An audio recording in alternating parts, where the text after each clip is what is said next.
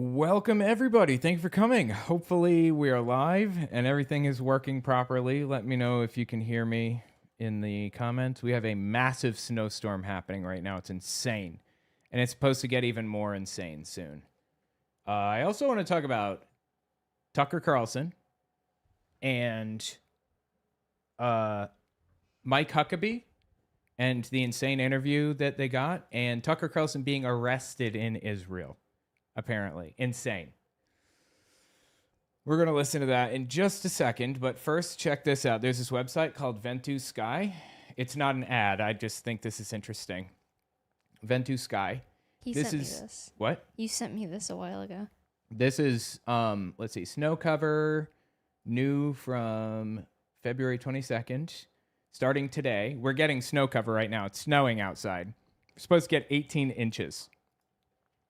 In the Philadelphia, New Jersey area here, like Allentown, Scranton. Look at this. That is nuts.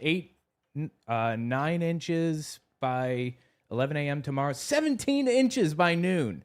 Guess who doesn't have school tomorrow? Oh, my God. It's crazy. 18 inches. I think it's going to max out at 18. That is insane. So anyway, that's exciting. Massive snowstorm that I can't wait for. Why can't he just stay in or out? The cats are constantly trying to get in and out. I'm gonna tie the knobs together if he leaves. He made it out. Give me a second. I'm gonna tie. But then he's gonna mess with it during the stream. Doesn't matter. I figured out how to keep it tight. Okay, well, Alpha Force Zero. I'm keeping him entertained. Alpha Force Zero, did you get your haircut? Not. I don't know, actually. I think I did since I've last been on here, but everyone else has seen me. And if you guys are on his weekday streams, you've seen my hair. It's really cute. I love it. It's snowing since this morning in upstate New York. It's not supposed to stop till tomorrow night. It was raining. It was raining earlier. There. Guys, I have a headache. Now they can't get in. My poor child. He just kicked out my child. He doesn't know how to just stay in a room or out of a room. I just realized it's inverted. What's that? On here, my hair. So this is my right side. My right side is pink, guys. I can re-invert. I think it's mirrored, but here, let me see if I can. Boom. I'm waiting for it to change on my... Ooh! Better? A little bit, yeah. Hold up your left hand. Okay. That's correct, then. Actually, technically, it is backwards. Also, you hit the record button on the camera. It's fine. It's fine. Don't worry about it. However, that did completely ruin the layout, so you're going to be uninverted. Sorry. Okay. Yeah, I'm inverted, too. There. Sad. That's actually what I look like. This is my left hand. So, anyway, all right. Back to what we were doing. Let's talk about Tucker Carlson, shall we? Hold on a second.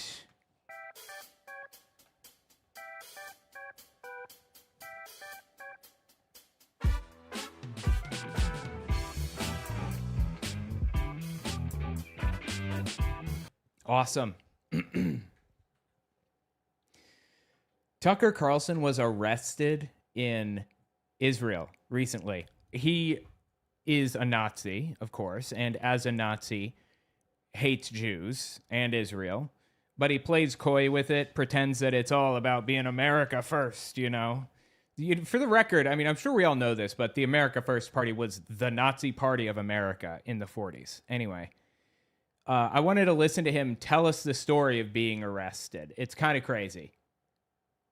Let's just step to the beginning. It's long, so we're not going to be able to get through the whole thing today, but I do intend to cover it on my Unfiltered channel, the whole thing.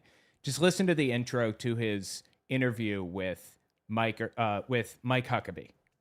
We're about to play you an interview we did with U.S. Ambassador to Israel, Mike Huckabee, 2 days ago in Israel.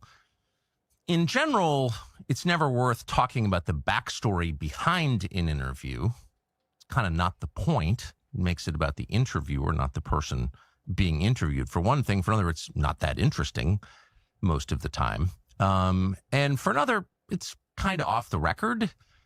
The other person hasn't consented to you telling the story. So in general, we don't do that. Who'd want to hear that? Let the interview speak for itself. But in this case, we want to tell you just a few things about how this interview came about, because they are pretty interesting, revealing, and now weirdly Oh my God, just get to the friggin' story, bro. Jesus. relevant, apparently. So this interview with Mike Huckabee came about a couple of weeks ago on Twitter. One of our producers showed me. He said something to On Twitter? I thought it was called X. the effect of, "You're talking to Middle Eastern Christians, Tucker Carlson. Maybe you should talk to me. Why don't you come do an interview?" And I paused for a minute. I've thought in the past about trying to interview Mike Huckabee, whom I've known for over 30 years and worked adjacent to at Fox. And I had mixed feelings about it, mostly because it's hard if you're me to interview Mike Huckabee because of just the personal affect. Mike Huckabee is jovial, comes off as friendly. He's a grandfather. When annoyed, I can be nasty in interviews. And so it takes a lot of self-control to interview someone like Mike Huckabee, not because I hate him, but because it's hard to ask him tough questions and not come off as a jerk, which... Oh my God, I watched like most of this interview and it was insane. The things that he said, oh my God. It was like he was holding his feet to the fire on stuff that had nothing to do with him. It was absolutely wild. But some of the most fascinating parts were that Mike Huckabee basically referred to himself as working for the government of Israel. He's the ambassador, the U.S. ambassador to Israel. What? So why would you say that you are working for the government of Israel, not the government of the United States in Israel? I don't know. It was just really wild, but we'll get there. I often am. So, but I thought in this case, yeah, I should definitely do this for a bunch of different reasons. Mainly, the United States is moving toward a big war, a real war with Iran, a regime change war. Yeah, that's happening like right now, by the way. Also, do you know Mike Huckabee? Or No. okay, he was the governor of, I believe, Arkansas for a long time. He's also a Fox News host. Yeah. And now he's the ambassador to Israel, the U.S. ambassador to Israel, and he spends most of his time there in Israel. Like, I think he lives there full time. He's also a Christian Zionist, and that basically means that he believes that Jesus, when he returns, will return right there in Israel. And it won't happen until Israel controls the entire region. So he is in favor of Middle Eastern war because he's trying to spark Armageddon, basically. And when, Armageddon begins or whatever, everything is going to decay into insanity and so on and so forth. But Tucker is not a Christian Zionist. He is a Nazi. So he takes issue with Christian Zionists like Mike Huckabee. The biggest war we've had since the invasion of Iraq in the spring of 2003. And Israel is driving that. We are doing this at the behest, at the demand of the Israeli Prime Minister Benjamin Netanyahu. So Completely agreed. Totally. it seems like now is the time for more Americans to understand the dynamic between the U.S. and Israel and to call attention to that. And for another, Huckabee's behavior in the last year in Jerusalem as the ambassador has been very, very striking. He famously had a meeting with the most damaging spy in American history. And why did he do that? He I'm not familiar with what he's referring to here. hadn't been asked by anybody up until 2 days ago, why did you do that? So I wanted to be able to ask him that. I don't think we should let Christian Zionists or nationalists or anything like that be in charge of going anywhere outside of the U.S., especially not Israel. No, yeah, Christian Zionists shouldn't be in charge of literally anything ever, honestly. Yeah, but if they're gonna be in charge of something, don't put them in Israel. I know.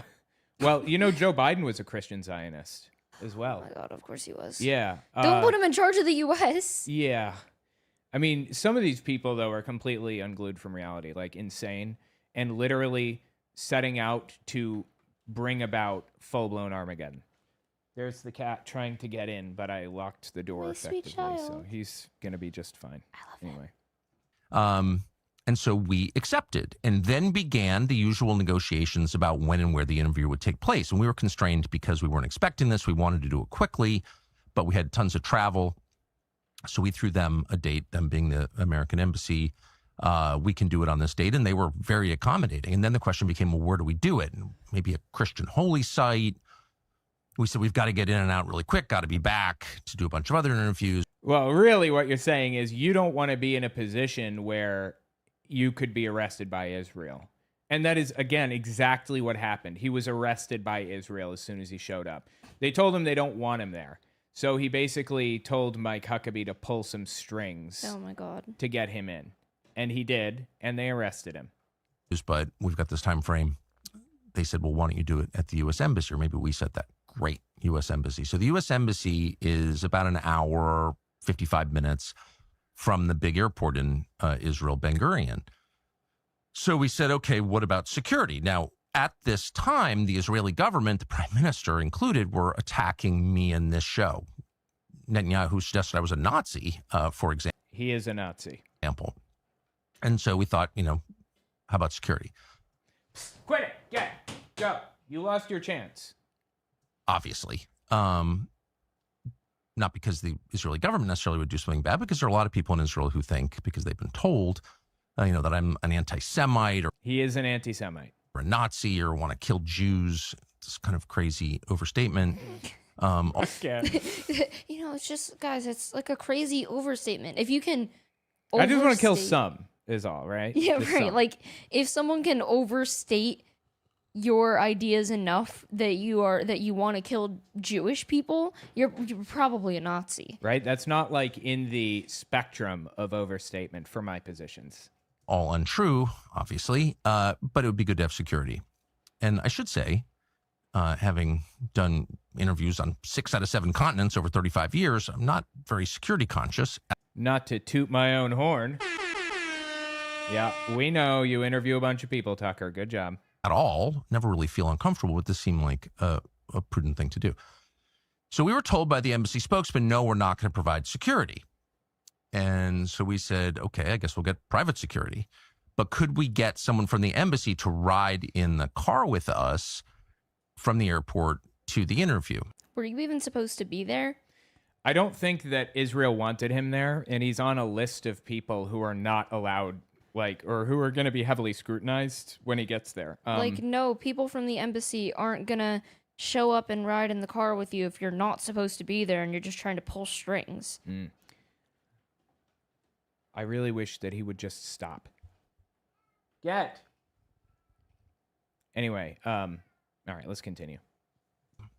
And we were told, no, could we get what they call a control officer, just an American, with us in an official capacity as a embassy employee. Like, nobody wants you there, Tucker. How many times do we have to say it? An American. Like, how many languages does it need to be said in? Nobody wanted you there.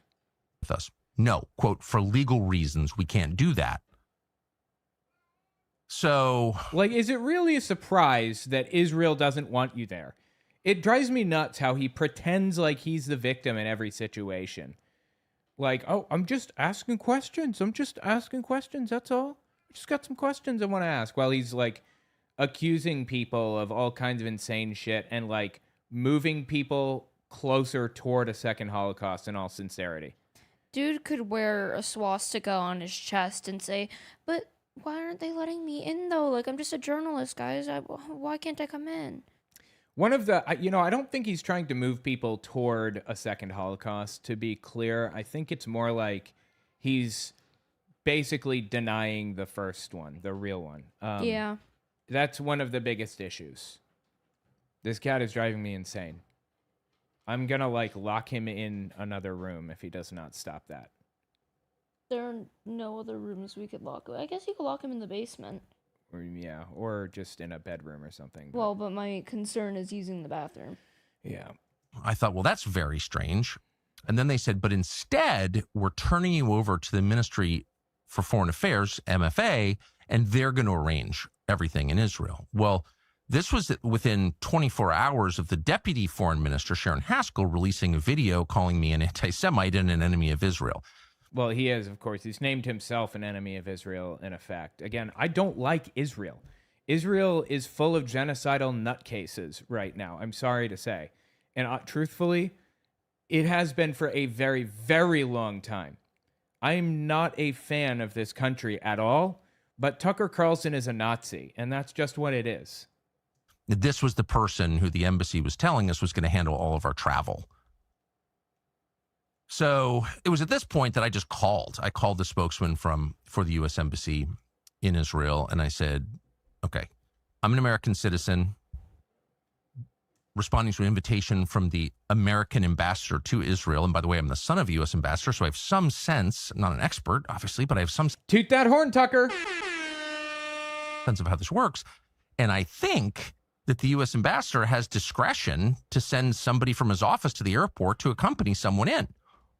I think that's right. And if it's not right, tell me what. I want to make sure that cat isn't hurt. It sounded like he might have been. He's fine. The airport to accompany someone in.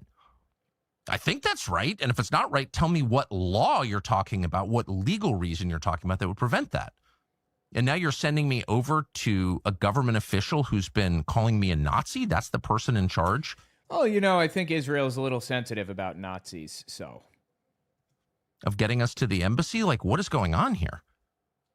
And the embassy spokesman, who's totally nice, said, well, this was the decision of someone called David Brownstein. He's the DCM, the number 2 guy in the embassy. And I said, wow, dude, he's calling people out by name. Like, what a scumbag. Honestly, they don't want you there, Tucker.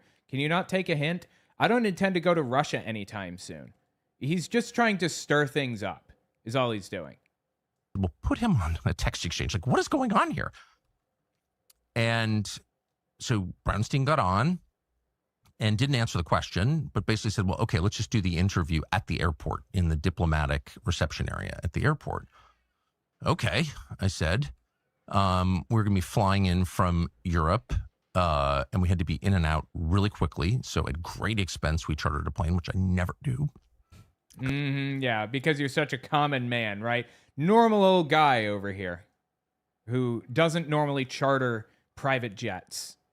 Because I'm cheap. But we did. And so then I said to them, okay, I want to send you the flight information, tail number, flight number, route, and I want you to pass that on to the Israeli military just so, they don't mistake us for an Iranian drone or something. I mean, not to be paranoid, but again, this is probably the most violent country in the world, Israel. That's fair. Is there a country in the world where a higher percentage of the population has held a gun or shot someone? I mean, I don't know the answer. Yeah, I think that there are countries where that's the case. And that's because they have mandatory conscription into the IDF. A lot of countries have mandatory conscription. That's not like unique to Israel as far as I know. So that's a little twisted around. I'm just saying, like, Tucker is completely full of shit here. But this is a country famously waging a 7-front war with all of its neighbors, so this is also the country that bombed the USS Liberty, knowing, we know this from NSA intercepts, that it was an American ship. So that's a lie. That is not true, that one, actually. I looked into this pretty heavily. We had, I believe, a submarine in the region back in the 1960s or 50s, and it was named the USS Liberty. Israel did not know that we had a submarine in the area, and it was an open war zone. They were at war with, I think, Egypt at the time, and the USS Liberty basically was detected by an Israeli boat, and they blew it out of the water, not realizing that it was an American boat. I have no reason to believe that it was intentional. Like, they would actually they would raise tensions and start a conflict with the United States. That's absurd. Why would they do that? Obviously, they wouldn't do that. There were some survivors of the USS Liberty, though. But anyway, this is just like this is one of those things that makes me call Tucker a Nazi. This is a Nazi talking point. that the USS Liberty was intentionally bombed by Israel and they knew it was an American boat. Like, that's absurd. There is no reason to believe that. It's a Nazi belief. Don't, just send the military our flight information and, we can all just sort of know it's on the record and we can all calm down a little bit. No, they said. The U.S. Embassy said, no. This is, your flight is not a matter of concern to the Israeli military. I said, okay, now you're making me uncomfortable. Isn't the airspace of Israel the purview of the Israeli military? Oh, my God. Like the airspace of the United States is a purview of the U.S. military. But you wouldn't expect, I don't expect the U.S. military to be alerted every time I come in and out of the country. Maybe you're just not that important. God, I hate the way he talks to us. Okay, now I'm a little uncomfortable. Yeah, he's like very full of himself, right? Very like smug. Yes, it's insufferable. Again, like Tucker is actually, there is reason to be concerned for Tucker. Like I can totally understand why he would be worried that he'd be shot out of the sky or something. I get that. But my God, this dude is so smug. Aren't they in charge of maintaining the integrity of their airspace? When you fly over the country of Israel or any country, its military keeps track of you because that's their job. So why wouldn't you send our flight information to the Israeli military? You're making me nervous. I sent this exchange. I took a screenshot of it and sent it to a bunch of people, including in the U.S. government, because I'm not a paranoid person and I'm not a... He's not paranoid, guys. Don't worry. The king conspiracy theorist himself. I'm not a paranoid person. Okay. Jumpy person. I said, is this weird behavior? Yeah, it's really weird behavior. All of them said that. So I got pretty aggressive and just said, look, you got to do this. Okay. And they, to their credit, got back to us and said, yes, we will do that. But I just thought that was completely bizarre and menacing, by the way. It's menacing. Okay. Now, at the same time, and I think this is relevant, certainly it goes to motive, I was attempting to set up a meeting, as I have been for the past 3 months, with the Prime Minister of Israel, Benjamin Netanyahu, who I've dealt with a lot in the past. Again, Netanyahu is an extremist, a nationalist, complete nutcase, an evil human being. Went to high school in Philadelphia. Ugh. I don't know if you knew that. He's like from the United States, basically. But he does not like Tucker Carlson either, because Tucker Carlson is, in effect, a Nazi. So Netanyahu is so incredibly insane that he's become an inside joke in my friend group. Really? Yeah. And honestly, a joke online as well. But when someone, says something like, oh, I don't feel like playing this video game with you guys today, my friends will respond, okay, translation, I love Netanyahu and I support Israel. Like you're the root of all evil? Yeah. Okay, interesting. Yeah, Netanyahu is evil. And this isn't just like, I don't want to go off on a tangent here, but this isn't just like, this isn't new. Israel was settled by nationalists, and all the way back in the 1940s in Germany, there was a guy named Victor Klemperer who was a Jewish dude who stayed in Germany through the entire war and made it through the other side. And he was presented with the option of going to Israel and chose not to. In his diary, he said, going to Israel would be trading nationalism and narrow-mindedness for nationalism and narrow-mindedness. Basically saying the people settling in Israel are equally as extreme as the Nazis. Completely out of their heads. And that's true today as well. They're out of their heads drunk on extremism, nationalism, and the whole nine. What game is this? This is Metroid Samus Returns. It's on the 3DS. It's a remake of the original Game Boy Metroid game, yeah. It's not something people get to see very often, a 3DS game being played on air. I, years ago, paid a lot of money to get a 3DS modded with a capture card, and they're very difficult to get modded, basically. But yeah. Which is interesting because some people don't seem to like the gameplay visuals over here. No? No. People don't like the game? There was like... They talking smack about the game itself? No, like just someone earlier said that they don't like watching you play a video game. Oh, I don't care. Which is like... It's just like that's the format of some of my videos. I'm sorry. That's how it is. They'll cope.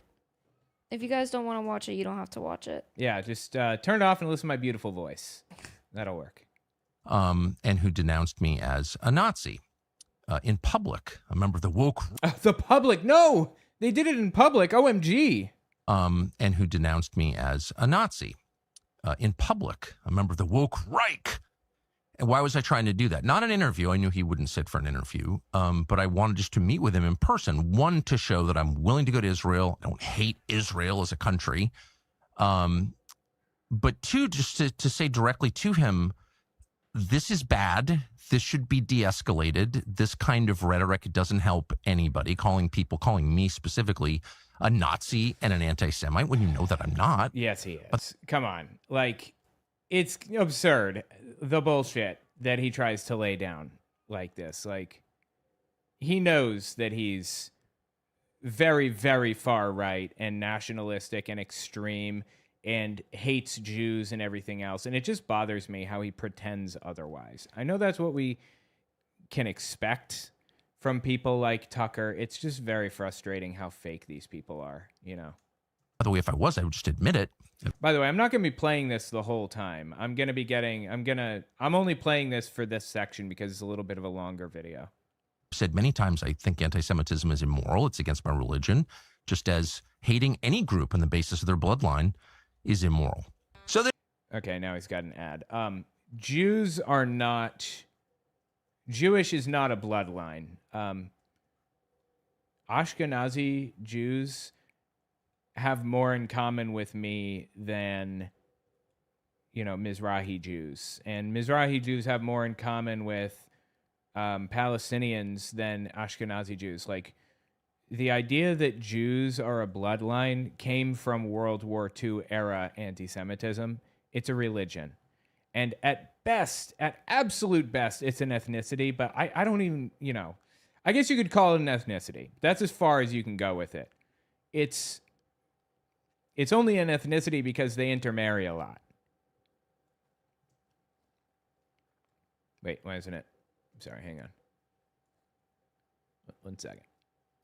This outstanding offer. And so I really pushed hard for this meeting, and I called a lot of people who know him and who are in regular contact with him. In fact, I went to go see some of those people directly. Please, can you help me get a sit down for 5 minutes with Benjamin Netanyahu? And I probably called or met with 6, 7, 8, maybe more people on this question. People in official capacities, people in the Israeli government. I know a number of people in the Israeli government, people in Israel, a friend of mine in California who knows him. I mean, I really, really tried.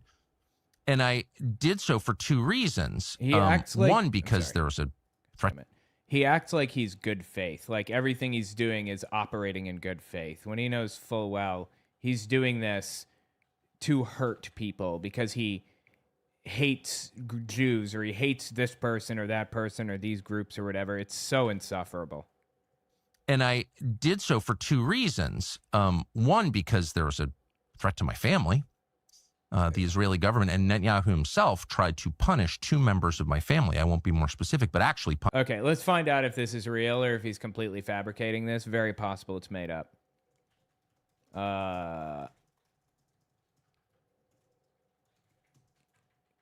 Claims his family members were punished by Israel under their, what's it called?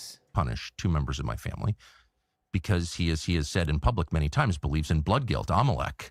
Amalek, right, the Amalek doctrine.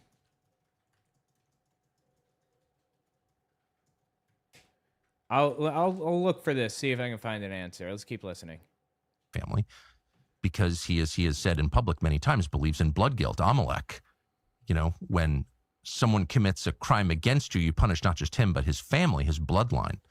There's no idea that's less Western than that, more anti-Christian than that. Christians reject that. Netanyahu doesn't. That's why he's talking about Amalek. And he was going after my family, literally. So I felt very threatened by that. But moreover, I think it's bad for my country. Okay, after looking for this, no, it's unsubstantiated. They did not punish his family. He's completely full of it.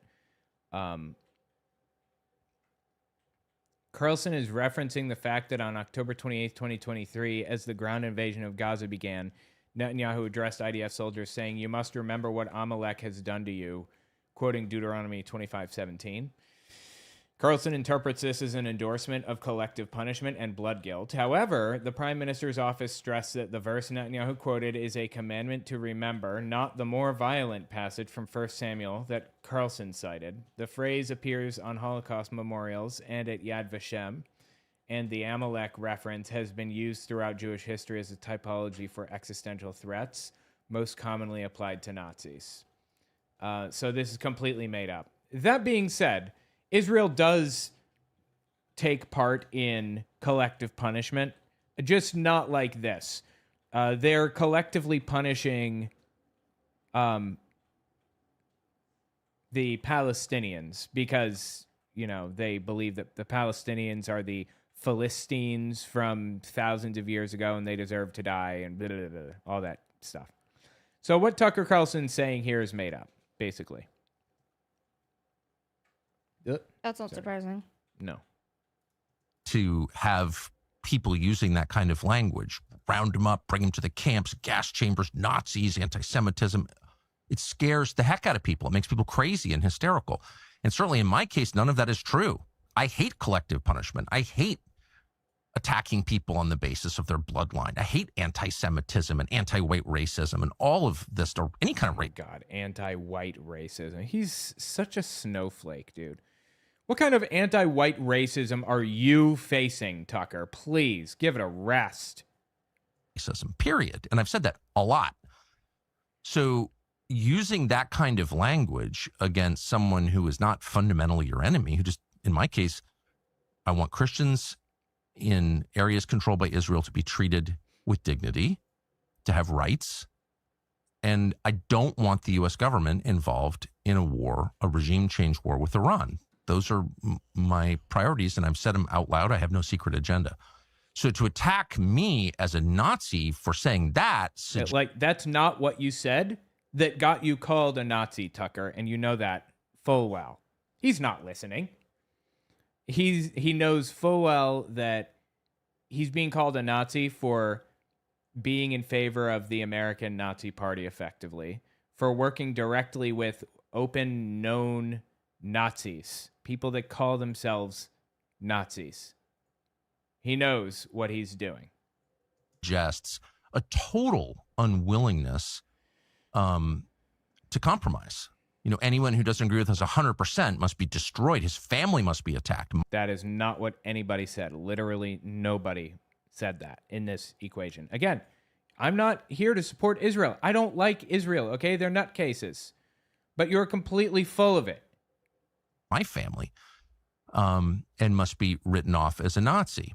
Well, when you do that, it makes people hysterical. It increases the temperature to a point that, someone's going to get hurt if you keep talking that way. And it's just bad. It's such a victim. Oh, he's such a victim.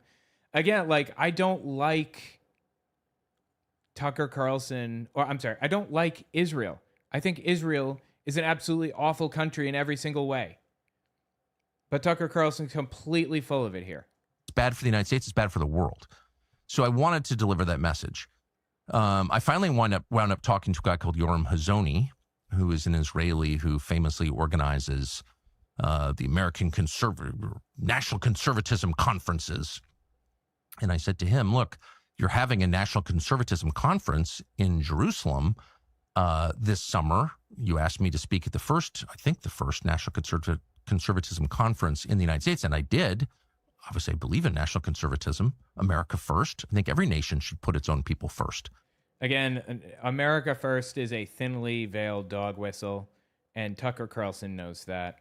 The America First Party was created because you couldn't support Nazis during World War II. You couldn't support Nazis. It was a bad look and very, very unpopular, and people were very negative about the Nazis. So instead of supporting the Nazis, they said, I just want to stay out of it. Let's just stay out of the war. America first. We don't need to worry about what's going on over there in Germany with the Jews or whatever. It's none of our business. Just let them do what they're doing. They even held a rally in Madison Square Garden, famously with giant swastikas hanging from the lectern or from the stage or whatever. There's a big picture of it today. The America First Party from back then was the American Nazi Party. And Tucker knows that. He must know that.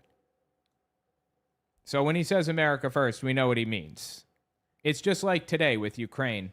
Russia didn't need to convince the American people through their sustained propaganda campaigns that Russia is the good guy in the Russia-Ukraine war. They probably didn't expect to have any hope of doing that.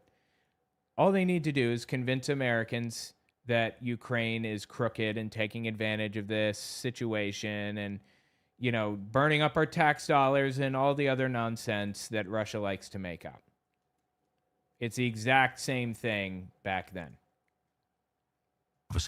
By the by, perfect time to give your dad bunny ears. Oh, you missed the opportunity from Sporkbot. Yeah, I know. I saw that earlier. You can absolutely call out the offense. You can absolutely call out the offense first war crime nature of the Israeli military policy since inception without Nazi posting. Zionism makes people look like monsters globally. Carlson makes all that worse. Yeah, 100%. I totally agree. The Israeli government is out of their minds. They're completely drunk on extremism, nationalism, and power, and it's really, really disturbing. I call them out all the time for that stuff, and nobody's ever accused me of being a Nazi or anything even approximating a Nazi. Tucker Carlson is a Nazi, and he uses legitimate criticism of Israel as a pretext for spreading his Nazi beliefs. It's like not helping anything or anybody. It's just doing damage to the fully legitimate anti-Zionist movement when Nazis tie themselves to it. And they know that it has real legitimacy, and that's why they tie themselves to it. He's a complete scumbag. Side note, Samus Returns and Dread are amazing. Oh, 100%. I wasn't as much of a fan of Dread. It's good. I liked it. But I feel like this is just a really good game. Just top tier. And it's not a game that most people get to play because it's on the 3DS. They certainly don't get an opportunity to play it on a bigger screen like I am because of how hard it is to get, how hard it is to get the capture card and everything. Guys, isn't my dad so cool? This cat will not shut up. I love him. He's driving me insane. And I don't know what to do about it. Did he not get the message? You have to be in or out. And he can't, figure that out, apparently. The reason we locked him out, because someone earlier was asking, we have to have the door shut while we stream. But Kashmir likes to run inside, sit on our laps for a little bit, then run outside and mess with stuff out there, and then come back in. Not even a little bit. He'll sit on our lap, and then he'll stand up a minute later. Yeah. And then leave. Open the door and walk out. And then walk back in, walk back out. He can't just pick a spot, It's very frustrating. Earlier, he was sitting, right when we started streaming, he was sitting on my lap and then stood up, hissed, and then jumped off. Yeah. For no reason. I guess I could let him back in. Do you want to? Or I guess I can. I was going to go get water and maybe make food. All right. You just have to undo the belt that I put around the thing. Okay. I'll be back in 5 minutes. All right, cool. Even national conservatism, America first. I think every nation should put its own people first. That's why you have governments. And I would like to speak at this one. And moreover, I would like you to ask your friend Benjamin Netanyahu to meet with me. And we had this sort of long back and forth. And it was, no, you cannot speak at the National Conservatism Conference because you're an anti-Semite. No, I'm not, I said. Yes, you are, he said. And I said, well, I really would like to speak to Bibi to kind of de-escalate this. No, please, dude. Like, again, Netanyahu's a nutcase, but he has no obligation to de-escalate your Nazi extremism. And he said it would not be in his political interest to meet with you. It's almost verbatim what he said. Almost verbatim. Not quite, though, right? Not exactly what he said. You do have a cool dad. Thank you. No, appreciate that. Therefore, no. So then I realized, it's almost verbatim what he said. Therefore, no. So then I realized, you're dealing with people who are unreasonable, who are inflexible, who are in fact fanatical. And then add to that, of course, that my tax dollars are paying them. It was all pretty distressing. So that was the backdrop behind our very brief and highly intense trip to Israel. So we show up on Wednesday, fly in from Europe, again, at great expense, and show up at the diplomatic terminal at Ben Gurion Airport where this interview is going to take place, which is bizarre in itself. Filthy building. The windows are so dirty in the terminal you can't see out them. Oh my God, dude. This is the old Trump tactic of just like talking shit about anything that you don't like or that you're upset about or whatever. Okay. Barely. There's like exposed drywall. The whole thing is depressing and grim. There's litter outside. Like, what is this? This is the diplomatic terminal in Israel. I thought that was very strange. Having been in a lot of diplomatic terminals, I've never seen a rattier one. We go in. Okay, that's just a lie because he shows us the diplomatic area in his interview. Like, we saw the interview, Tucker. We know that it wasn't like ratty and dirty and ugly. We know that for a fact. Why are you like lying here? And Huckabee's there. And of course, he's totally friendly, as he always is. Very, very friendly guy and cheerful. And we sort of chat. And the whole place is filled with these guys in T-shirts, thuggish looking guys in T-shirts who are some kind of security. So we do the interview. You're about to watch it. It's very long, at 2.5 hours-ish. And I try my hardest. Again, I want to watch the whole thing. Unfortunately, we don't have the time to watch the whole thing tonight. But I will be watching it on my Unfiltered channel if you want to see the entire thing. Let's just keep listening for another minute or two. Hardest to be friendly.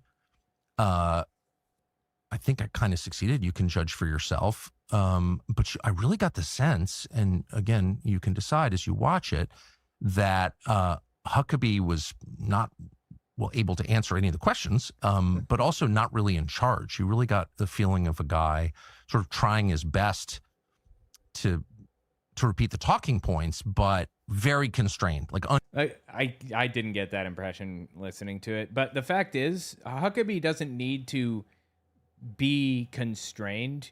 He's a Christian Zionist. Like, he believes that Jews need to control the region before Jesus can return.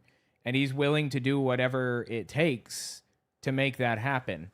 Up to and including nuking Iran. Like, he is all in on a nuclear war with Iran. He wants that. He's excited for it. Like, wakes up every day looking for some way to make that happen. That's how insane the dude is. Unable to say certain things. Not because those things might harm the interests of the U.S. government. He was happy to attack, for example, the U.S. military and say they're more brutal than the Israeli military. Okay. But unwilling to say certain things because they might reflect poorly on the Israeli government. That's true. That was an interesting one from the interview. We'll get there. But Huckabee basically, I believe, not basically, like outright said, the U.S. military is more brutal and less constrained and disciplined than the Israeli military, which is an absolutely wild thing to say. Oh my God, what a ridiculous thing to say. And you sort of thinking about this for a second, you're like, wait, you're the U.S. ambassador. You're our representative to a foreign country. Why is your red line criticism of that country? Shouldn't you be representing us? And it was very obvious he was representing the Israelis. Yeah, again, like Huckabee even said that in the video. Obvious. And again, you can judge for yourself. But anyway, so we do this interview. It was cordial.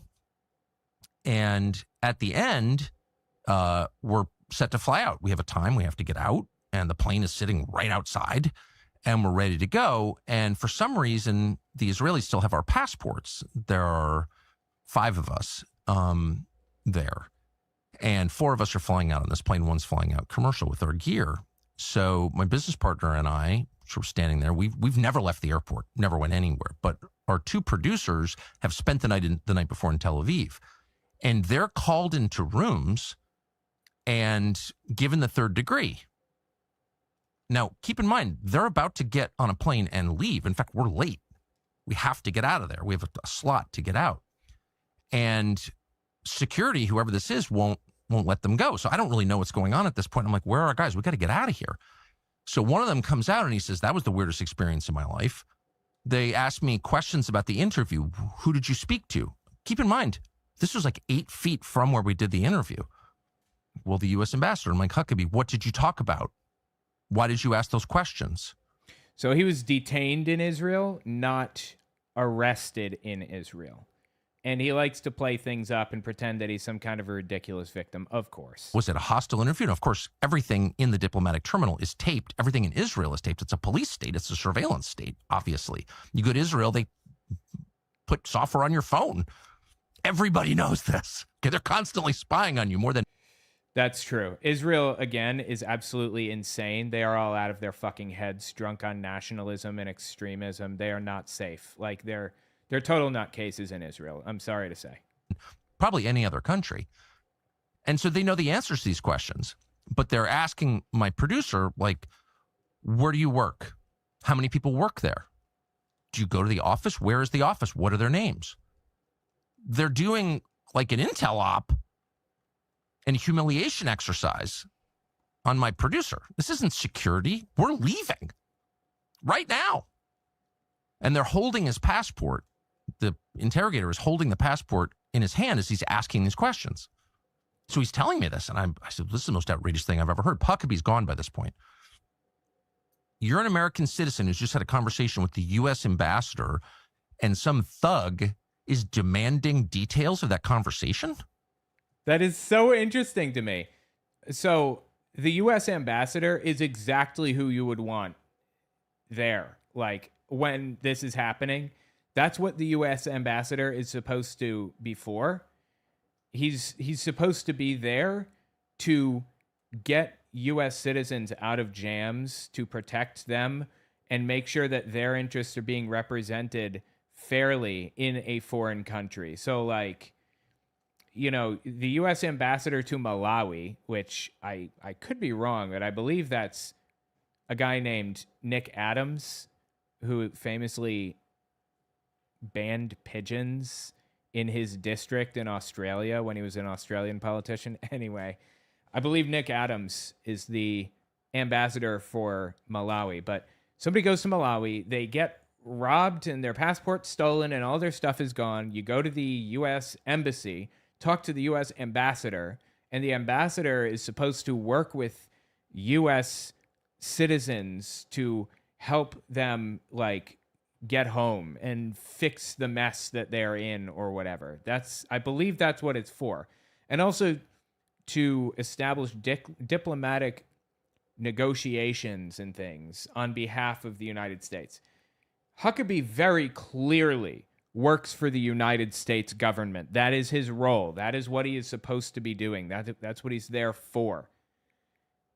And he, in this interview, clear as day, is working for Israel, not the United States. It's wild to listen to. Again, you want to see the whole thing? It's on my Unfiltered channel. But we'll be watching. But let's watch just a little bit more here. And I hope you didn't answer. And he's like, no, I didn't. I don't know what to say.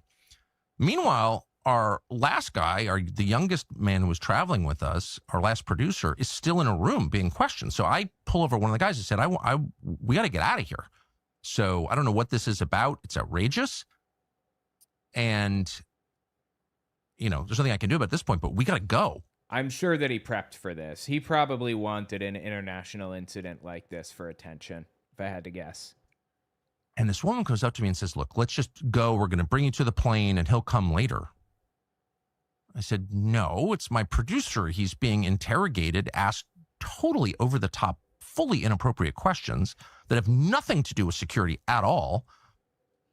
Pull up your website, show us your text exchanges with other people on your staff. What are your politics like? You know what's funny? This is exactly what's happening in the United States right now when people come in for visas or whatever. They want to just tourists or whatever. This is happening to them. In fact, this exact thing happened to Hassan Piker, the Twitch streamer or whatever, Hassan Piker. This exact thing happened to him by ICE or Customs and Border Patrol or whoever it was. And Tucker didn't have a problem with it then, wasn't talking shit about it then, but suddenly has a problem with it when it's somebody else or when he's the one experiencing it. He's such a scumbag, dude. He doesn't care about principles. Principles don't exist in this dude's head at all. It's all about what's going to benefit me the most at the end of the day. And again, what did you say to the U.S. ambassador and what did he say back to you? Those are not relevant questions if you're trying to keep your country secure. Those are intel questions. And they're over the top. And I said, I want this guy out now. Let's go. We got to go. And they said, no, just leave him here. We'll bring him to the plane later. Twice they told me that. Just leave your guy behind. No, I don't think so. So yeah, I wouldn't have left the dude behind either. Tucker is the only bargaining chip that this dude has as the son of a U.S. ambassador and as such a high-profile person.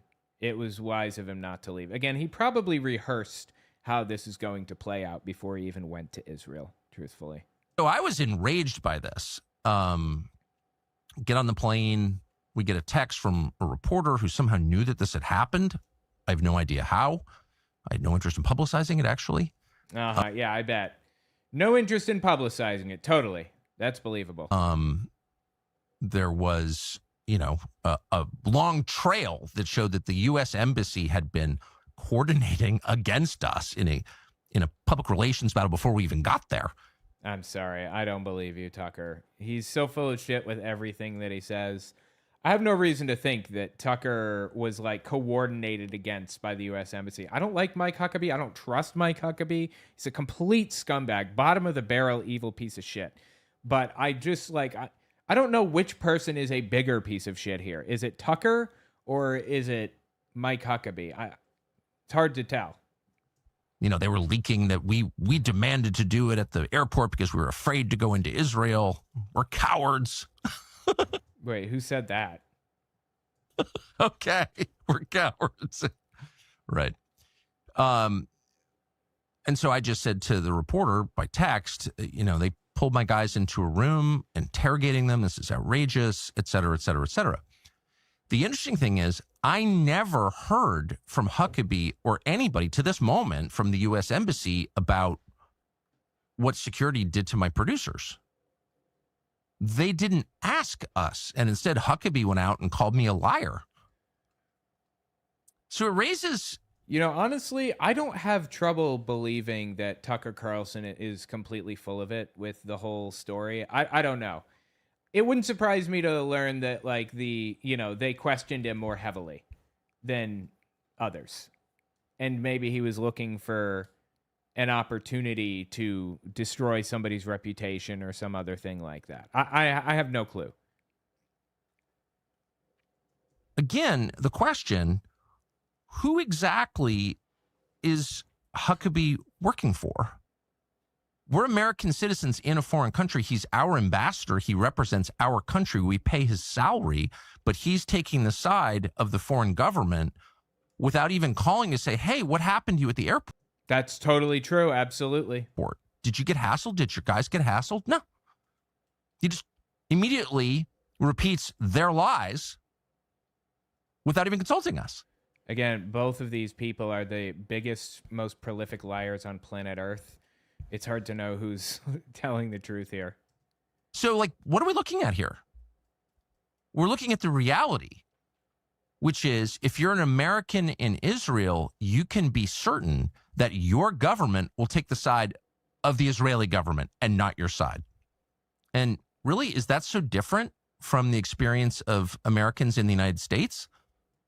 Can you be sure that your government will take your side over the Israeli government? No, of course not. They will always take the Israeli government's side over yours.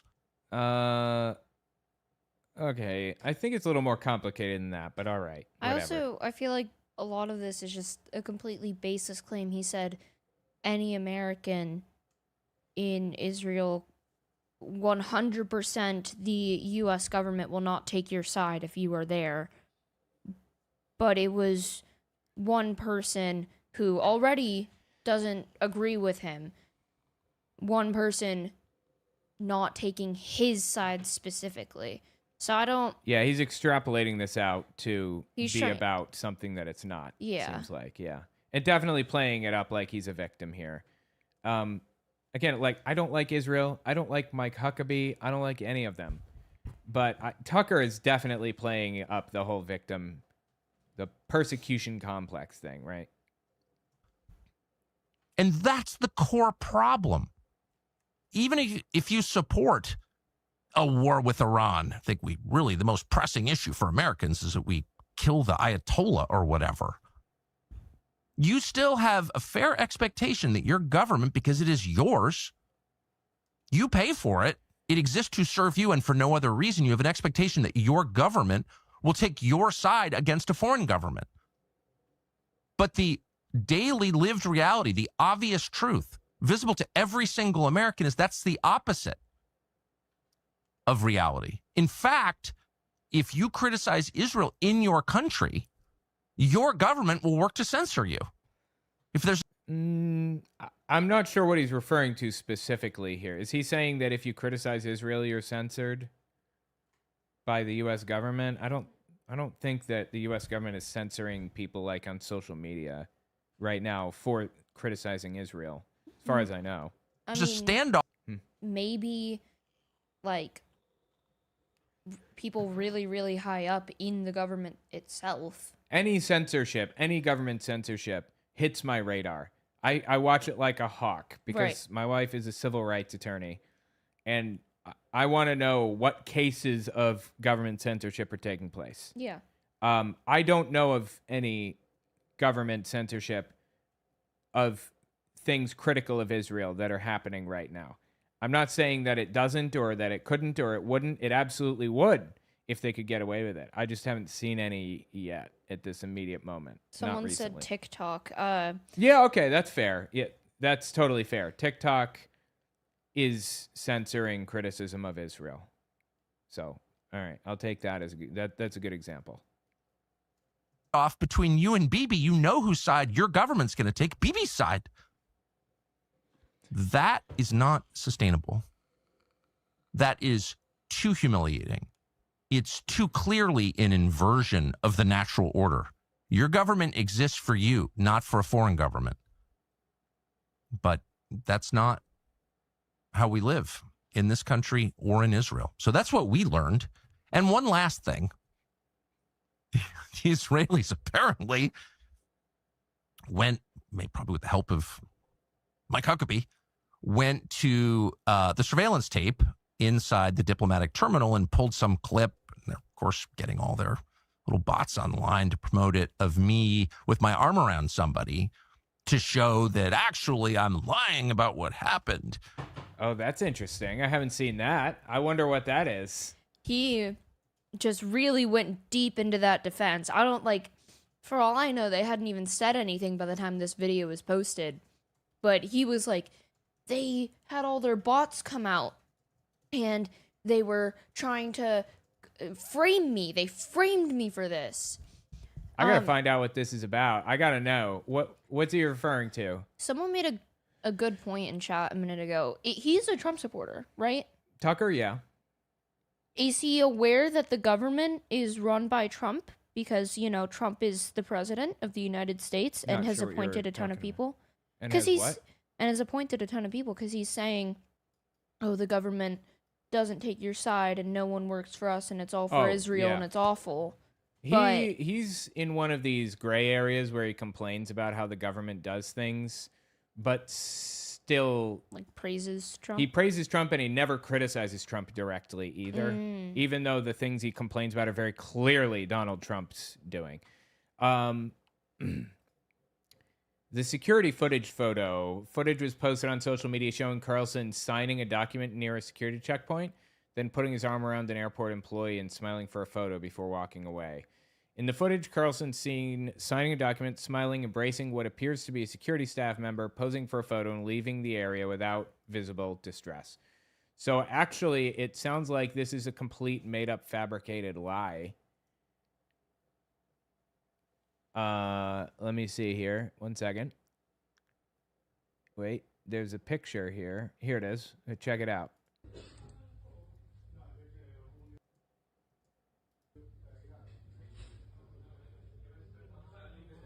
I can't. Oh, that's Tucker. Oh, I okay. see. So he was fine. He posed for a picture. Oh no. That's interesting. So was this whole thing made up by Tucker? Is that the case? Like that seems like what's happening right now. He just made this whole thing up completely. That is fascinating. Sorry, someone said blah blah blah little girl, but you choose to be here, so I don't know. Blah blah blah. Yeah, cuz I brought up that he's criticizing the government, but he still loves Trump, so someone in chat said blah blah blah little girl. Okay. LIL. Okay. All Tucker right. Carlson puts his arm around security and takes a picture with them, debunking his claim that he was arrested at the Israeli airport. God, now I have a Kesha song stuck in my head because of the blah blah blah. All right, let's continue with Tucker. I wanted to get to the point where the interview starts, and then we're going to stop. But yeah, let's keep going. Almost done. That person was our driver who drove us from the plane to the terminal, a short drive. Very nice guy, good guy, Israeli guy. And right when we arrived, and he said, "Could I get a picture?" Of course. He's a nice man. So I just put my arm around him, took a picture. That's what that is. That was before the interview. It was before. I'm sorry. Like, I do not trust a word out of Tucker's mouth. Not one single word. Like, everything that this dude says, as far as I can tell, is a lie. Our producers were hassled by the thugs and asked ridiculous questions. It was before any of this happened. So that's just another installment of the propaganda war. Thought we'd give you the backstory on that. People seem to... Okay. So is that... Hold on. The propaganda war. All right. Says the propagandist. 20% off. I mean, So with... I guess it is, back and forth propaganda being spread. He wouldn't lie about that. Right. that, here is our intro. Okay, it looks like that's the interview. That is wild, dude. The whole thing seems fabricated to, like, fit some kind of ridiculous narrative on Tucker Carlson's part. Insane. This dude is absolutely nuts. Again, you want to see the whole interview, I'm going to watch it on Unfiltered, so check that out. Tell me what you think in the comments. All right, now. Pay no attention to the obnoxious chatter, Alpha Forcia. I like obnoxious chatters because it makes me realize that I am popular enough for people to sit there and try to hate on me on stream. Don't take the bait. Did you see the super chat? No, I did not. You do have a cool dad. Oh, yeah, I heard you say that. Not to toot my own horn. I like obnoxious chatters because they're idiots. In the kindest way possible. I would never insult anyone. All right, check this out. Which order do these go in? Hold on. Republicans pay the price. Yeah. There's a caller that keeps calling Dean Withers that sounds just like... All right, hang on. I'm going to start, okay? Okay.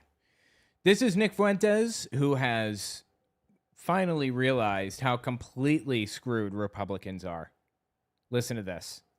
But when a Democrat wins, we are all going to pay the price for this incompetence. And that is how I told you it would be during the election. People said I was crazy. People said I was a Democrat plant. They said I was black pilling. I'm not. He's going to spill the water and stuff. Yeah. He's whipping his tail around. Do you want to fix that? All right, let me step back. Listen again. But when a Democrat wins, we are all going to pay the price for this incompetence. It's incompetence what Trump did, you see. Okay. And that is how I told you it would be during the election. People said I was crazy. People said I was a Democrat plant. They said I was black pilling. I'm not black pilling. This is a clear pill. This is reality. I told you in 24, this is precisely how it would play out. And that's because that's how it played out in the first term. Exactly. To a letter. This is how it played out in the first term.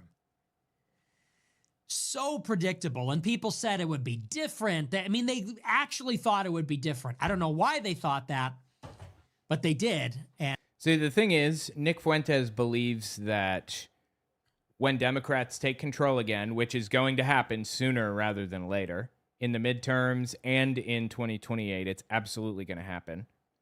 He thinks that they're all going to prison for the rest of their lives. And I completely agree. I think that is what's going to happen. His complaint is that Donald Trump didn't go hard enough, that he wanted full-blown death camps.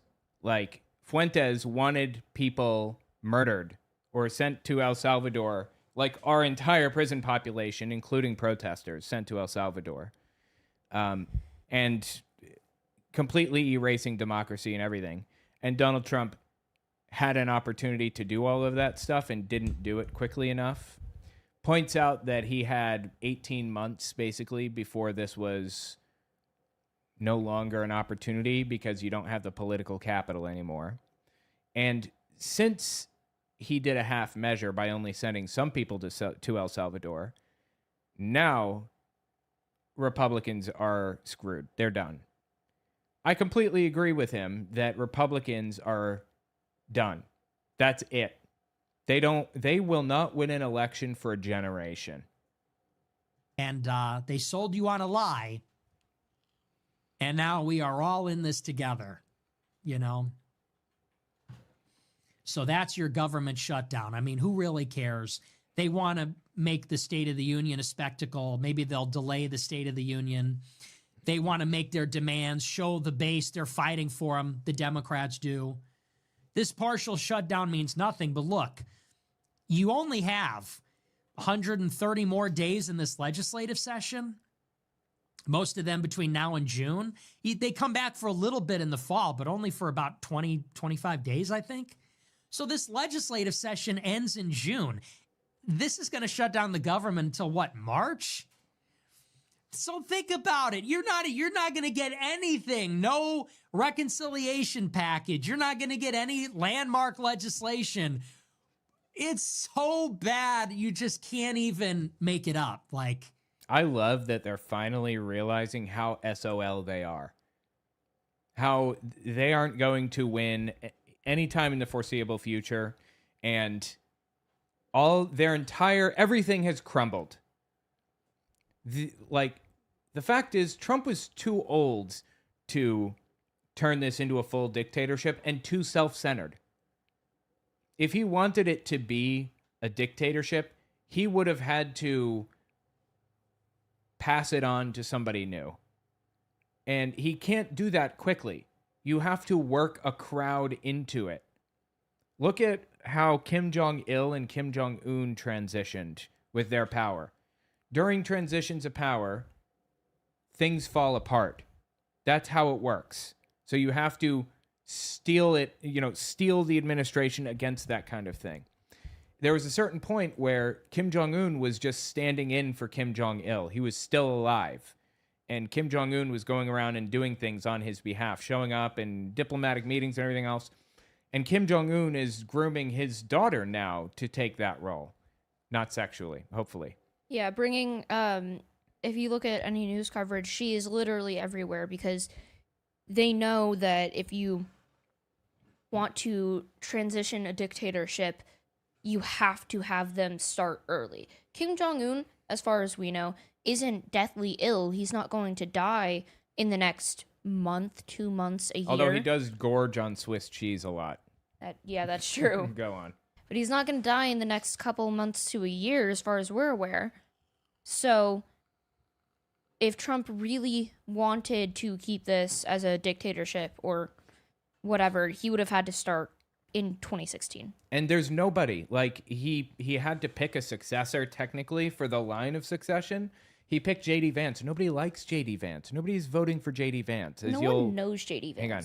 No one is voting for J.D. Vance, as you'll hear in a second. He's going to talk about that. What was that? No one knows J.D. Vance. Nobody even knows who he is. And no one, more importantly, knows why he wears eyeliner everywhere. Like, that trend was popular in, like, 9th grade for dudes to wear eyeliner in my high school. Is he stuck in 9th grade? No one knows what happened with him in that couch. Right. We're all sitting here wondering, what's the deal with the couch, J.D. Vance? Anyway, the point is that really, if he wanted to, should probably be grooming, again, hopefully not sexually, Don Jr. It's Trump. Yeah, that's true. He should have been grooming Don Jr. for the position. But he's too selfish. And again, this takes a long time. It takes years of lead up to build this up, and he doesn't have that time. So it's just not going to work out. This is going to be an administration with no landmark legislation, no major bills, nothing. You got your big, beautiful bill, which is a monstrosity. They're not even going for budget reconciliation this year. Every time I hear big, beautiful bill, I think about the Epstein email talking about Bill Clinton and how big, beautiful bill hits different now. Trump says we don't need it. Okay, I guess. They're not even going to try. They're going to shut down the government for another 2 weeks. Then you got 3 months left, and then you're done. Then it's cooked. Like I said, then it's impeachments, subpoenas, depositions, investigations. Trump might even be removed from office. I don't think so, but, you know. When all is said and done, he might even be... How old is this man? Fuentes? I think he's 28. You just said the word cooked. Oh, is cooked an unacceptable word to use beyond 28? It's just like, I don't hear like... Old people? Yeah, I don't say hear it. old people who are decrepit. I've got 1 foot in the grave, one on a banana peel, and sometimes I say it, so I guess I'm guilty. Yeah, it's just like a really young term. Like, I can tell who's very online. Got a Gen Zer over here. Trump might even be removed from office. When all is said and done, he might even be polled by his own people. That there is a non-zero chance. As a matter of fact, there's a good chance that's going to happen. I don't think it's a good chance, but there's a non-zero one. Fell for it again. Serves you right. You trusted the Jews. Okay, that was out of nowhere. You trusted the Jews. It's the Jews' fault that Donald Trump didn't send people to El Salvador to rot in prison for the rest of their lives. I don't actually know what he could possibly be talking about here. Like, Trump is in favor of Israel. I see. So, Israel... is the puppet master pulling the strings. Yes, and we trusted Israel because we voted for Trump. Yep, that's his... I mean, it's complete delusion, obviously, but yeah. God, that's just so, like... It's not even just delusion. It's, like, such a convoluted... like a line of thinking that it's so incredibly hard to follow if you don't know him. Like, he's got everything that he thinks about is in 2 dimensions. Everything is 2-dimensional. Everybody's 2-dimensional. Jews are 2-dimensional caricatures of greedy people in his mind. Women are 2-dimensional machines to make babies, basically. And I have a video about that we're going to hit in a little while, too. So keep a lookout for it. But when a Democrat wins, we are all going to pay the price. Yes, you are. Yes, you are. Hopefully. They are using North Korean torture tactics on people right now. And I talked about this in another video, so I don't want to go back through it. But there's a book titled Thought Reform, and The Psychology of Totalism that I read, and it's about brainwashing, how it works and everything. And it was written in the 60s and based on torture and brainwashing techniques from the 1950s in China. The Chinese were fighting in North Korea on behalf of the North Koreans in the 50s in the Korean War. And they were capturing U.S. soldiers and brainwashing them. They used torture tactics like they would strip you completely naked and they would chain your arms and your legs together behind your back. And you would have to eat off of the floor like a dog.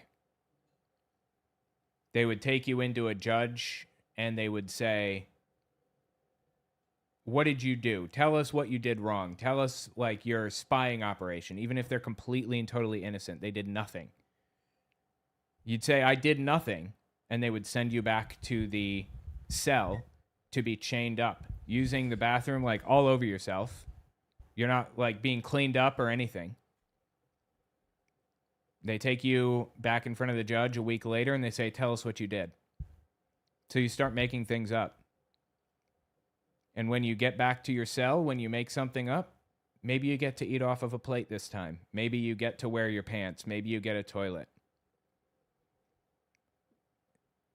I discovered that is what's happening in ICE facilities.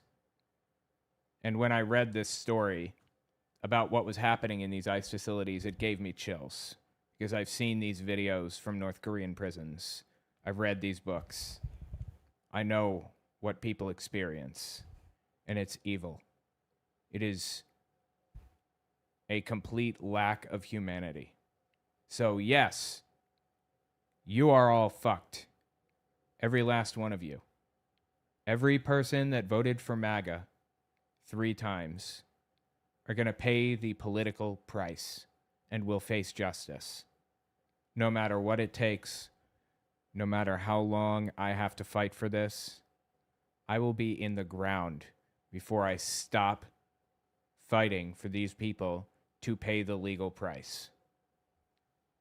That's one of the reasons, outside of basic human empathy, that I don't support anything like the death penalty, torture, or just generally bad prison environments. Because the longer you subject someone to an awful environment and the longer you torture someone, obviously they're going to say whatever they can to get out of that. Obviously, if you sit there and you chain someone up and say, tell me that you did blah, blah, blah, blah, blah, they're going to sit there and they're going to tell you for any chance of getting out. And then if they admit to something that they didn't do that was significantly that had a penalty, like that had the death penalty attached to it, now we have an innocent person up there because you decided to put them in an environment where that was their only form of hope. They say that torture doesn't get true information out of people. The person being tortured will tell the torturer what they want to hear. Yeah. And that's not really useful. Plus, I mean, aside from all of that, it doesn't even matter. It's inhumane and it's evil, obviously. So, anyway, the point is, yeah, you're all in bad shape. Nick Fuentes knew what this was going into it and wanted it to be even harder. I don't believe in the death penalty. I think it's getting out of it too easy. But I can say Julius Streicher, the guy who wrote the propaganda pieces against Jews in World War II, got the rope. That was a bit controversial at the time. Like, maybe people shouldn't be punished for their speech, but Julius Streicher got the rope. Buckle up, Nick Fuentes. The legal consequences for what these people have done are not going to be pleasant. for this incompetence. Oh, I think that was the end of the video. Yeah. Well, check this one out. This is just a couple minutes later. I was there. I remember. I was doing my show every night, trashing Trump and saying, don't vote, don't vote. This is a Jewish nightmare. Look at who's behind him. Follow the money. And you idiots said that I was a Democrat plant. You said that I was in the FBI. All this crap. I have terrible instincts, blah, blah, blah. All this kind of stuff. Oh, now I'm obviously vindicated. Everything that I was saying 2 years ago, now everybody's saying, and they still think they're smarter than me. And it's like, you know what?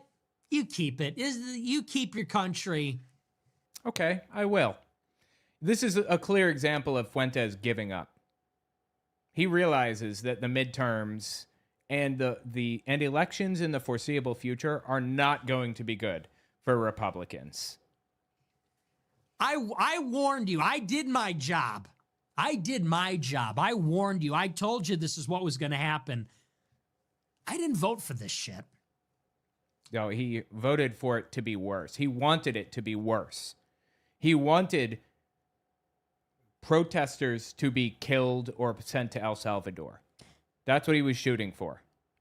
This is also a prime example of why someone telling you that they didn't vote for Trump or that they don't like Trump doesn't automatically mean that they agree with you or that they're a good person or whatever. He didn't vote for Trump because Trump is down here. Trump's not that crazy compared to him. He is insane. He wants an actual Holocaust, and he's willing to admit that. He wants another Holocaust. Pretty open about it, yeah. So my message in 26, you could take it or leave it. Don't vote. Don't vote. Do not vote in the midterms. The Republicans have to lose. They have to lose. They have to crash and burn. A cleansing fire is the only thing that will save us. It cannot be fixed. Fuck them. Fuck Trump. Fuck MAGA. Fuck all this stuff. It can't be fixed.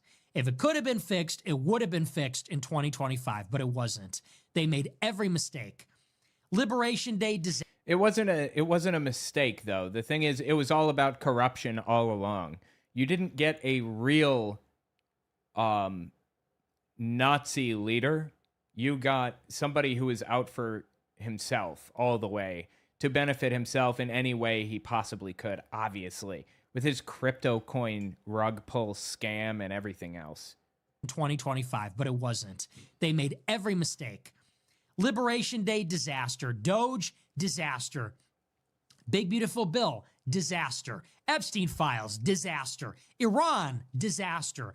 The personnel. Mike Waltz disaster. Ratcliffe disaster. Rubio disaster. Pam Bondi disaster. All self-inflicted. Trump personnel, Trump policy, Trump strategy, Trump playbook. We tried it your way. It didn't work. Fuck you. Now we don't vote. Now he's acting like he's some kind of a truth warrior who didn't stand for any of this whole time. That's the message. Seriously. Can't blame anybody else. Bad advice, bad advisors, Biden's economy. Enough already. It didn't work. We're not voting. I'm staying home, and you know what? I hope the Democrats impeach him. I hope the Democrats impeach all of them. I hope they indict everybody. I hope they depose and compel the release of documents, and I hope they find all the criminal behavior, and I hope it destroys the GOP. Oh, that's coming. That's definitely going to happen. But what Nick Fuentes is not ready for is what his role is going to be in the justice to come. I hope it creates a crisis for the GOP so severe that they never recover. And then I hope we get a fucking Nazi to run in 28. And I mean that metaphorically. I don't mean that literally. Why wouldn't he mean it literally? He is a Nazi. I'm not sure why he's even pretending. I hope we get a fucking fascist to run in 28 to burn the GOP down as a dark horse. What does that even mean metaphorically? I metaphorically want an evil, evil, evil human being. I think what he means is I want somebody who is further right than Donald Trump, but that further right than Trump is just Nazi. It's just fascist, which is. But wait, let me say it again because that fell. But further right than Trump is Nazi. So I don't know what he's shooting for here. I'm confused.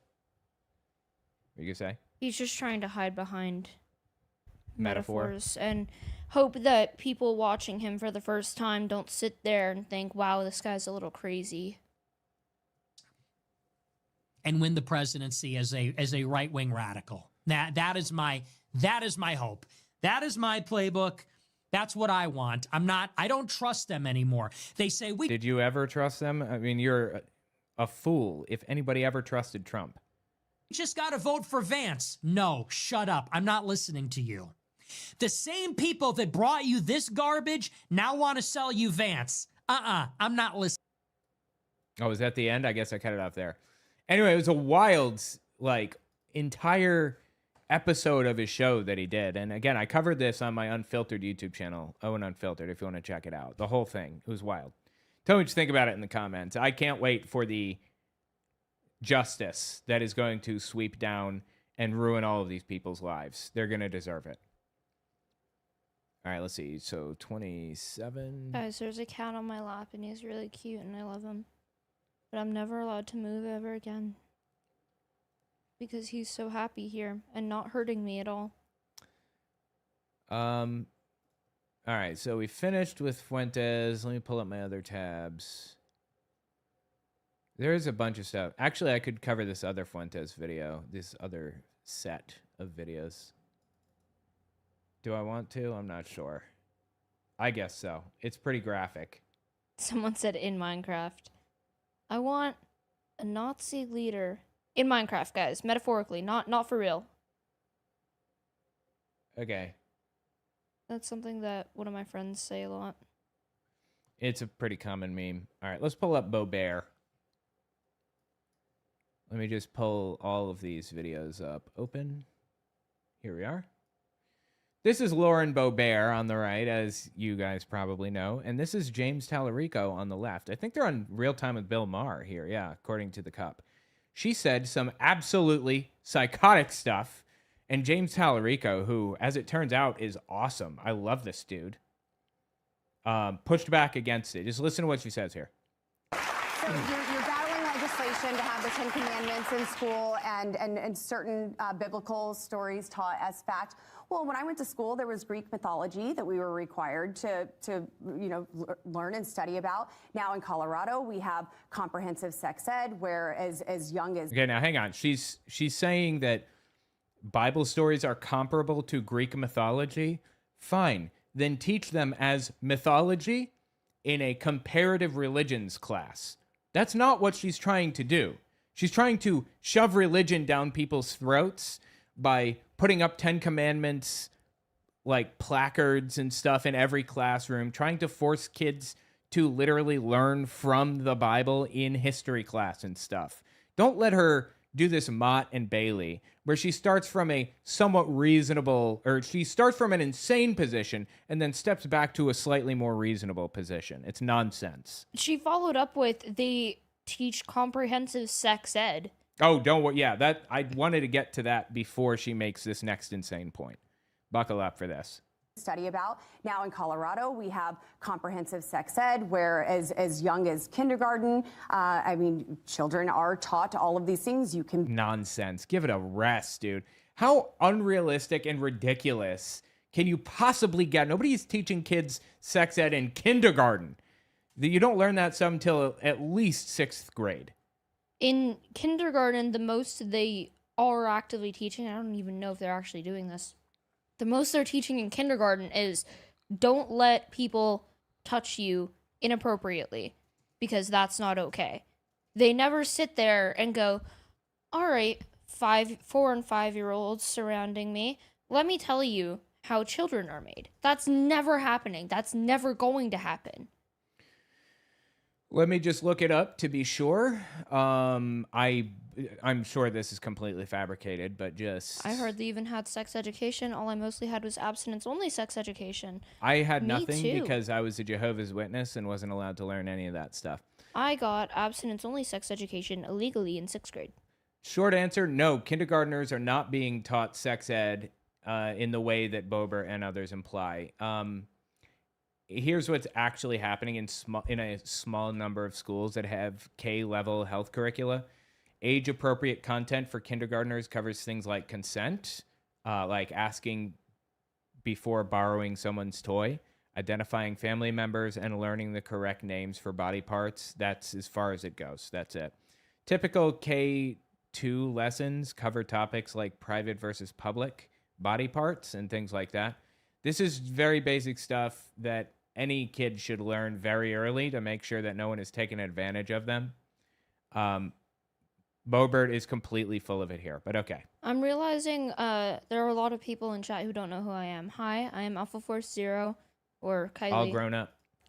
Yeah, I'm his daughter. She was in like a ton of my videos long ago. When I was 6. My most famous videos, in fact. Be whatever gender you want to be, and that is being forced down their throats, the sexualization of our children. This is all made up. Like, nobody is teaching kids to be trans into kindergarten. I would much rather my children see the 10 Commandments that basically just gives a moral standard rather. No, wait, I'm sorry. Hang on.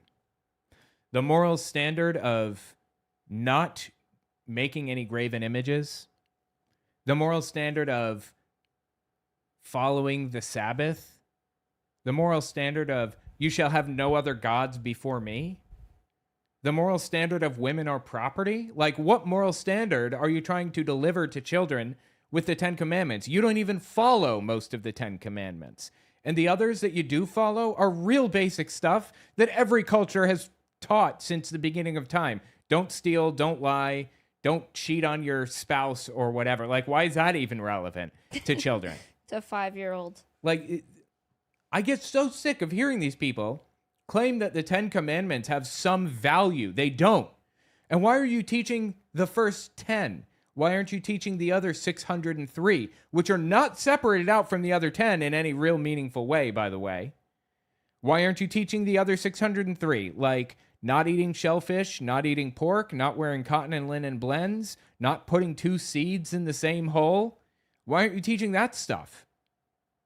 Because it's irrelevant. Because it is a plain, naked attempt to shove religion down children's throats, and that's all there is to it. They have no other value. Than sexualization of our children. I would much rather my children see the 10 Commandments that basically just gives a moral standard rather than saying you can pleasure yourself and here's how. Nobody is doing that. What are you even smoking? You shall have no other gods before me. The first commandment contradicts the First Amendment. I don't think we should be teaching children things in schools that contradict our U.S. Constitution.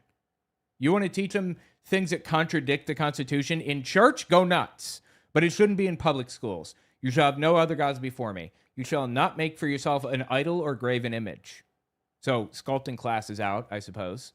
You shall not take the name of the Lord your God in vain. You remember the Sabbath day and keep it holy. The first 4, completely irrelevant for children, for Christian children. Honor your father and your mother, straightforward advice that everybody gives anyway. You shall not murder, straightforward advice, didn't need 10 commandments to tell me that. You shall not commit adultery, irrelevant for children. You shall not steal, already knew that. You shall not bear false witness against your neighbor, no perjury. Already knew that. They're already teaching that. No lying. You shall not covet your neighbor's house, wife, or possessions. Well, that's just the basis to a capitalist economy, so I'm not sure what you're trying to get at with that one. Rather than saying you can pleasure yourself and here's how to an elementary. Here's just what I would disagree, because I don't want indoctrination of any form, whether it comes from the left or the right, in our schools. Yeah. I want education, not indoctrination. Yes, can we have reading, writing, math? And she's such an idiot. Like, it's just going right over her head. I really like his reaction there. She said, He said, I don't want any indoctrination from anyone. And she said, yeah. And he just looked so confused. He was like, you're an idiot. She is an idiot. She honestly is. Schools. Yeah. I want education, not indoctrination. Yes, can we have reading, writing, math? And my problem is seeing politicians in Texas force everybody to put up a poster of the Ten Commandments when they don't even follow the Ten Commandments themselves. And that is a problem. To me, I just think as Literally no Christian follows the Ten Commandments. They do not apply to Christians anymore. people of faith, like we should be trying to follow those Ten Commandments Absolutely. rather than trying to force people to put up a poster, because to me that indicates a dead religion. If you have to force people to put up a poster to prove your legitimacy, that means we don't have a living faith anymore. Sure. And so I think this is not just a threat Sure, she says. to democracy. I think it's a threat to the church, because that separation doesn't just protect the state, it protects the church. Because when the church gets too cozy with political power, it loses its prophetic voice, its ability to speak truth to power.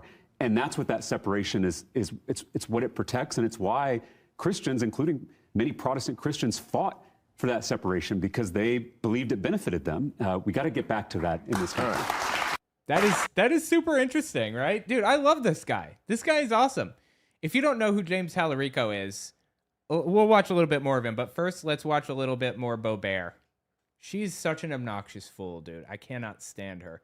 One of my most viral tweets on the Twit was tweeting this video out. It's like 15 seconds long, and it just kind of lays out her absolute psychosis. I think it had like 4 million views or something. Maybe we need to have some sort of legislation that requires Constitution alive and biblical citizenship training in our schools, and that's how we get things turned around. But there has to be real leadership from the Republicans, especially now. Biblical citizenship training. She laughed like it was a joke. Biblical citizenship. That is insane.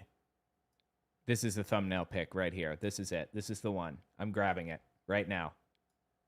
That is absolutely nuts. And this isn't even like the first or the last insane thing that she said. Check this one out. This one is also equally as insane, maybe. The reason we had Maybe. The reason we had so many overreaching regulations in our nation is because the church complied. The church is supposed to direct the government. The government is not supposed to direct the church. That is literally the exact opposite of everything that our Constitution was written about, that our founding fathers stood for. This is completely fabricated trash. The government and the church stay separate. That is not how our founding fathers intended it. And I'm tired of this separation of church and state junk that's not in the Constitution. It was in a stinking letter, and it means nothing like what they say it does. What? Okay. Have you heard this before? This argument? No. It's completely made up. The term separation of church and state isn't in the Constitution. It's called the Establishment Clause. And it says, Congress shall make no law respecting the establishment of religion or prohibiting the free exercise thereof, or something like that. And as a part of the federal Constitution, it applies to all state governments. And of course, Congress is the only one that can make a law. So it applies to all of government, all the way down the chain. Congress can't favor one religion over another. And that was established in even more foundational ways through the Supreme Court. Basically, Christians didn't want non-Christian religions like Islam to come in and start teaching children about Islam in school. So they agreed, no religion in school. That way Muslims can't do it, and we can't do it. Yeah, that's... Hang on. It is in the Constitution. Separation of church and state, the term isn't in the Constitution, but the concept is in the Constitution. Saying separation of church and state isn't in the Constitution is like saying gun rights aren't in the Constitution, because the word gun rights isn't there. The Second Amendment refers to the the right to keep and bear arms and all of that. But gun rights aren't in the Constitution. In fact, guns aren't mentioned at all in the Constitution, right? It's the same ridiculous, ass-backward logic that she's laying down. It's absurd. You gonna say? And if you take away the separation of church and state, and then you start teaching Islam and, like, oh my God, I'm blanking on every single religion on earth. Buddhism, Buddhism, Hinduism. even like teaching, God forbid, Jehovah's Witnesses. If you start doing all of that, she's going to throw a riot. She's going to say, no, Christianity is the one true religion. It's the only religion that should be in schools. You can't have that. You can either have all or you can have nothing. And clearly they don't want all. It's completely absurd, and she knows it's absurd. She's trying to come up with ridiculous, backward ways of getting her way while defying what the Founding Fathers stood for, while defying the foundation of our legal system. If you want your religion to be taught in your school, go to a private school. Yeah, or just send the kids to church. You can send them to church afterward if you want. I went to Sunday school for a little bit and vacation Bible school during our summer. They don't want to teach their children about the Bible. They want to teach your children about the Bible.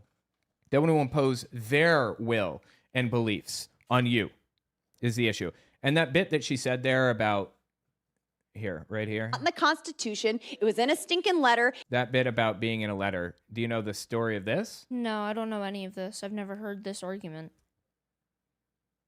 The term separation of church and state was first coined by Thomas Jefferson, one of the people who wrote the Constitution, to describe the First Amendment, what he meant by what he wrote in the Establishment Clause. Well, James Madison, I think, wrote a lot of it, but he worked with Madison and all that stuff. So he was describing to Danbury Baptist Church in a letter to them what the First Amendment wrote. Because in Connecticut, there was a state church that set up shop there and declared themselves Connecticut's state church. It was a Calvinist denomination.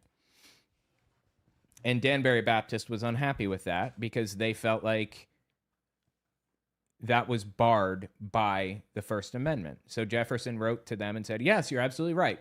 That was explicitly barred by the First Amendment. And when I become president, I'm going to fix that. And he did. Within, I think he was president number 2. And within his term and within the 10 years afterward, he worked with the Supreme Court and everybody else, the legislature and everything, to establish the separation of church and state, the concept of separation of church and state. I'm talking within the first 15 years that the U.S. government existed, he established all of this. So yeah, the word or the term separation of church and state was in a stinking letter, which was describing the Establishment Clause. But again, gun rights aren't in the Constitution either, right? And it means nothing like what they say it does.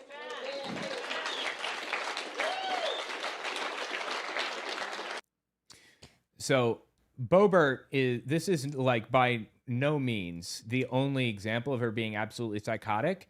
She also uses religion to her own personal advantage, which I think would make Jesus absolutely disgusted.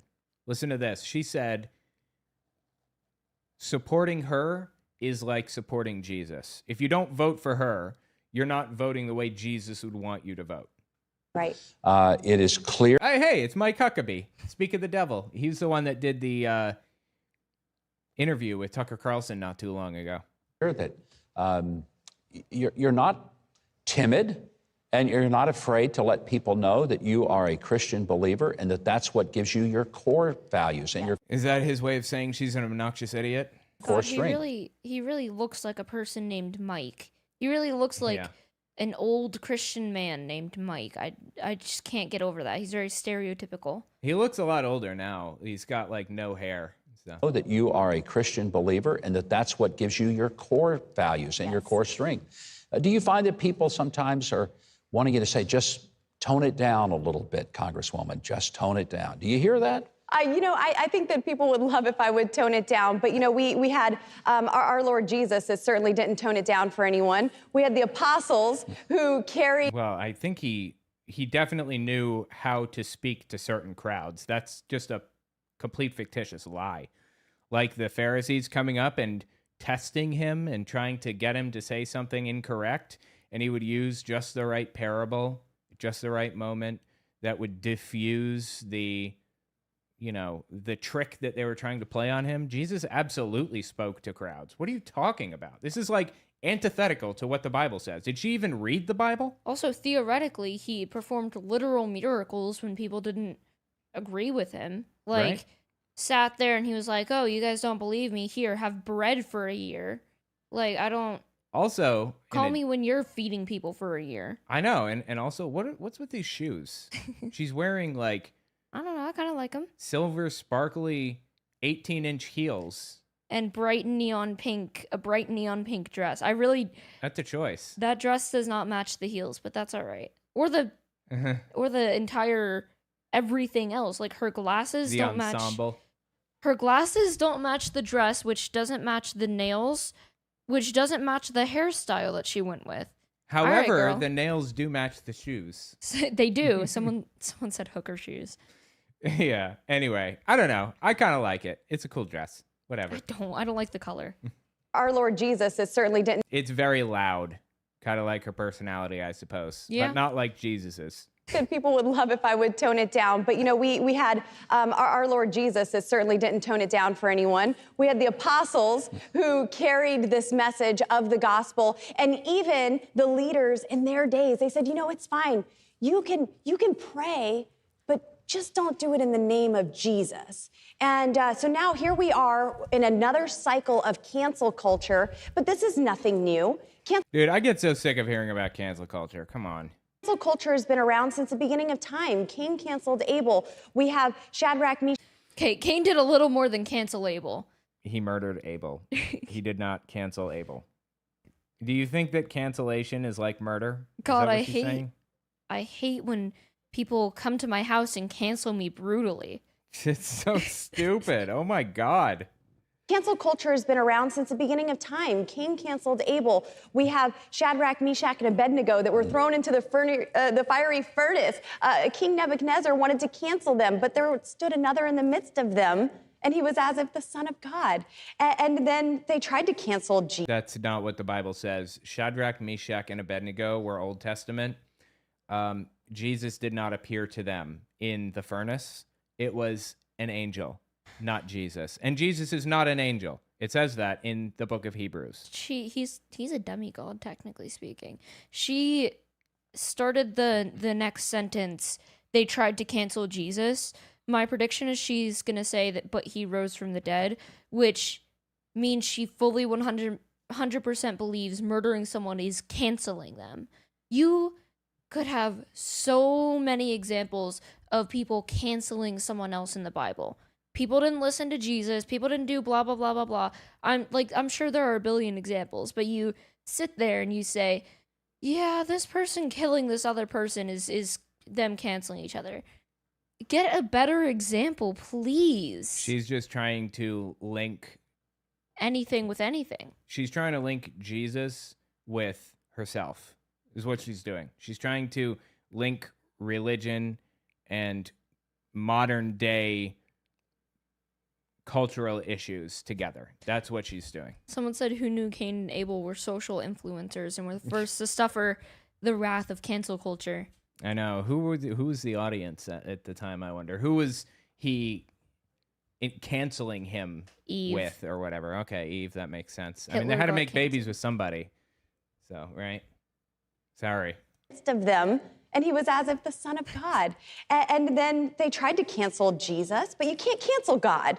There you go. Right. It is the stupidest shit I have ever heard in my life. That was the end of the clip. Heard he's on TikTok building an ark. Elijah canceled a bunch of kids for making fun of his baldness. I was in a video about that one time. Canceled a bunch of kids. That's funny. Yeah. For the baldness, yeah. I remember we did a video on that. It was a cover of a Jehovah's Witness thing, and I can just hear my little tiny baby voice talking about how God something to kill people who make fun of bald people. Yeah. And little 6-year-old me was just out here talking about that. It was fun. That's funny. We should do that again. Yeah, go find the video. We should do that again. We kind of are doing it, but not scripted. Anyway, there's more from this absolute nutcase. Listen to this one. This is the Tennessee Holler. I think it's a newspaper. The Tennessee Holler. He had a bad southern accent. Tennessee Holler. But I'm so happy to be in Knox County. Thank you so much, Congressman Burchett, for inviting me, my husband here. I just want to start really with 2 words. Let's go, Brandon. Okay, that was 3. I'm sorry. Yeah. How many words? Wow. We got a thinker over here. She's got a degree in thinkology. Start really with 2 words. Let's go, Brandon. She is so stupid, dude. I love it. It is something else to be serving in our nation's capital right now. In all seriousness, there is a calling on each and every one of you to I really like everyone just sitting there eating, not looking at her at all while she's up on stage talking. I've actually been to these types of dinners before, and this is generally how it goes. You know, you all eat dinner, and you got somebody up there talking. Last one I went to was at American Atheist. Seth Andrews gave a talk while we ate. I'm just seeing a lot of people not even glancing at her, though. Yeah, Are there kids there? These slightly larger fellows on the right here. Yeah, they're all... They're craning their neck around. Let's see if they can see what she's saying. To be involved and to rise up. It is an honor to serve in this time. I believe that many of us in this room believe that we are in the last of the last days, and that's not a time to complain. That's not a time to grumble, to be dismayed, to be disheartened, but a time to rejoice. You get to be a part of ushering in the second coming of Jesus. See, this is why religion and politics should stay completely separate, because this is the Christian Zionist belief and the eschatology of modern day Protestant belief. The idea that the end is here, that we're living in it, and that we need to facilitate and accelerate it. We need to make it happen now. We want to accelerate climate change. We want to accelerate the Third World War in the Middle East between Israel and Egypt and everybody, because that's part of like what happens when Jesus comes. Everybody breaks out in war. So we want that to happen. We want to bomb Iran. That's the mindset of these people. That's the mindset of this eschatological movement that she's a part of, and it is about as disturbing as it gets, dude. She's saying she is ready for the end to be here. She should be nowhere near power. Was that the end? Yeah. She is something, dude. Oh my God. Some of the things she says are insane. Check this one out. This is Epstein client, as far as I know. Epstein client Steve Bannon talking to Lauren Boebert. Democrats ignorantly say this is in the Constitution, separation of church and state, and they don't know what it means, and they think that that means you can't talk about God. Well, literally nobody said that you can't talk about God. Not one single individual human being in the United States ever said you cannot talk about God in government or when you're a government official. Stop playing the victim constantly. My God, dude. If there really is this separation of church and state like they believe it means, well, then what is Ilhan doing with her hijab on? I mean, why? Her hijab, she says. What's she doing with her hijab on? You mean hijab, I assume. Nobody has a problem with you wearing a cross necklace or cross earrings or a hijab or whatever. Nobody cares. Go nuts. That's not what anybody is saying or complaining about. And she has to know that, right? Is she really this stupid, or is she pretending to be this stupid? I can't tell. What do you think? Is she pretending to be stupid, or is she really that stupid? I think she's really that stupid. You do? I think that she fully, genuinely believes every single thing coming out of her mouth right now. I think she believes that it's pronounced hijib. Yeah, okay, I can see that. She really genuinely believes that there were really 2 words in Let's Go Brandon. Yeah, I do think that she fully believes that. Can I say 2 words? Let's go, Brandon. Right. Well, then what is Ilhan doing with her hijab on? I mean, why is she able to go in there with that? I mean, why aren't they shouting that from the rooftops? Separation of church and state. Because she's not forcing other people to wear a hijab in her position of authority. My coworkers wear their crosses at work, and my manager recently quit because they kept trying to schedule her over her church hours. That's fine. No one cares. No one sits there and says, hey, stop talking about that. This is our public workspace. You're not supposed to be discussing that. But when you sit there and try to tell a classroom of students, especially young students who don't know any better, who listen to every single thing that they're being told, that's wrong. You can't sit there and say, no, everything that you think or everything that you know or everything that you're taught is incorrect because I know religion. I know what's correct. I know God. You can't say that. Imagine someone walking into your house and telling you that you're an idiot and that they're the ones who are correct and you're going to die and you're going to burn for all eternity. Able to go in there with that. I mean, why aren't they shouting that from the rooftops? Separation of church and state. Can you hang on for? Oh, was that the end of the video? Anyway, it's just so stupid, dude. So deeply, incredibly stupid. Let's see. How much time do we have left? 1:57? Apparently the cats are stealing your car and selling it to the black market. I just thought that we should be aware of that. Okay, that works for me. And earlier, someone said that they're selling illegal catnip as well, so they're running a whole underground I'm so thing down. here. Are we actually... All right, let me close this up. Anyway, tell what you think about it in the comments. She's just like an awful person. And it's really hard to tell if she's really this stupid or if she's just evil in her heart. Anyway, we grew catnip, like actual, like a plant, the catnip plant. And Miki was eating it so much that she literally she made herself sick. We had to take her to the vet and they had to give her medicine for it. Colitis or something? I'm not familiar with what it is or what happened, but yeah. We had to get rid of the catnip. Get rid of the nip. She loved it too much. Don't ever shorten that again, please. Okay. Hang on. Tucker Carlson airport footage. Alleged arrest claims contradicted. All right, awesome. 1 second. I'm sorry. I'm just... Why is it so difficult to find old videos of me that aren't the first video I was ever in? I'm trying to find... Oh, I liked this one. This one was good. Guys, watch the very first video I was ever in. It's All right. the most popular one on his main channel. Let's hit the next story. Which is, hang on. Let's see, tabs. So we finished Boebert. We finished, wait, let me see what I have for Epstein. I have a bunch of Epstein stuff. Open. Would you Wait, how long are these? This is, this is 2 minutes, minute and a half, 28 seconds. All right, let's hit this one. Trump Epstein.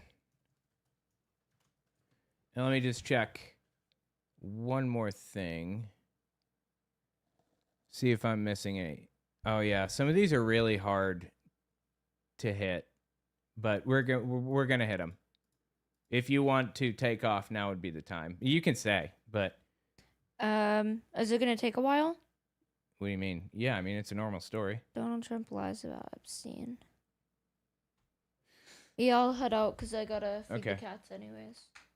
All right. Sounds good. All right. Let me say goodbye to them. Okay, go ahead. All right, bye, chat. Have a good one. Have a fun stream. Watch every single video that involves me in them because I'm super awesome. Bye-bye. I'll come back eventually on a later day. All right, awesome. I'm going to mute your thing. Let's hit this first one. Hold on. Yeah. I meant to censor these before going in, but I didn't. So we're just going to have to hit it as is. I just want to review what's happening with the Epstein files at this immediate moment. Listen to what Donald Trump said. This is a throwback. Declassify the Epstein files. Yeah.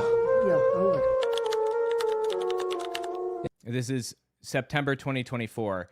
Would you declassify the Epstein files? Yeah, I would. Right now, by the way, he's violating court orders, like Supreme Court. No, I'm sorry. A law actually was passed to declassify all Epstein files. And they only declassified half of them. There are still 3.5 million files that have not been released by the Department of Justice. He's ignoring the law currently right now. It's just very strange for a lot of people that the list of clients that went to the island has not been made public. Yeah, I'd be inclined to do the Epstein. I'd have no problem with it. So this is July 2025 for the audio audience. In September 2024, he said, yes, I would. July 2025? Are you still talking about Jeffrey Epstein? This guy's been talked about for years. That is unbelievable. July 15th, 2025. I would say that, these files were made up by Comey, they were made up by Obama, they were made up by Biden, And this is August 2025.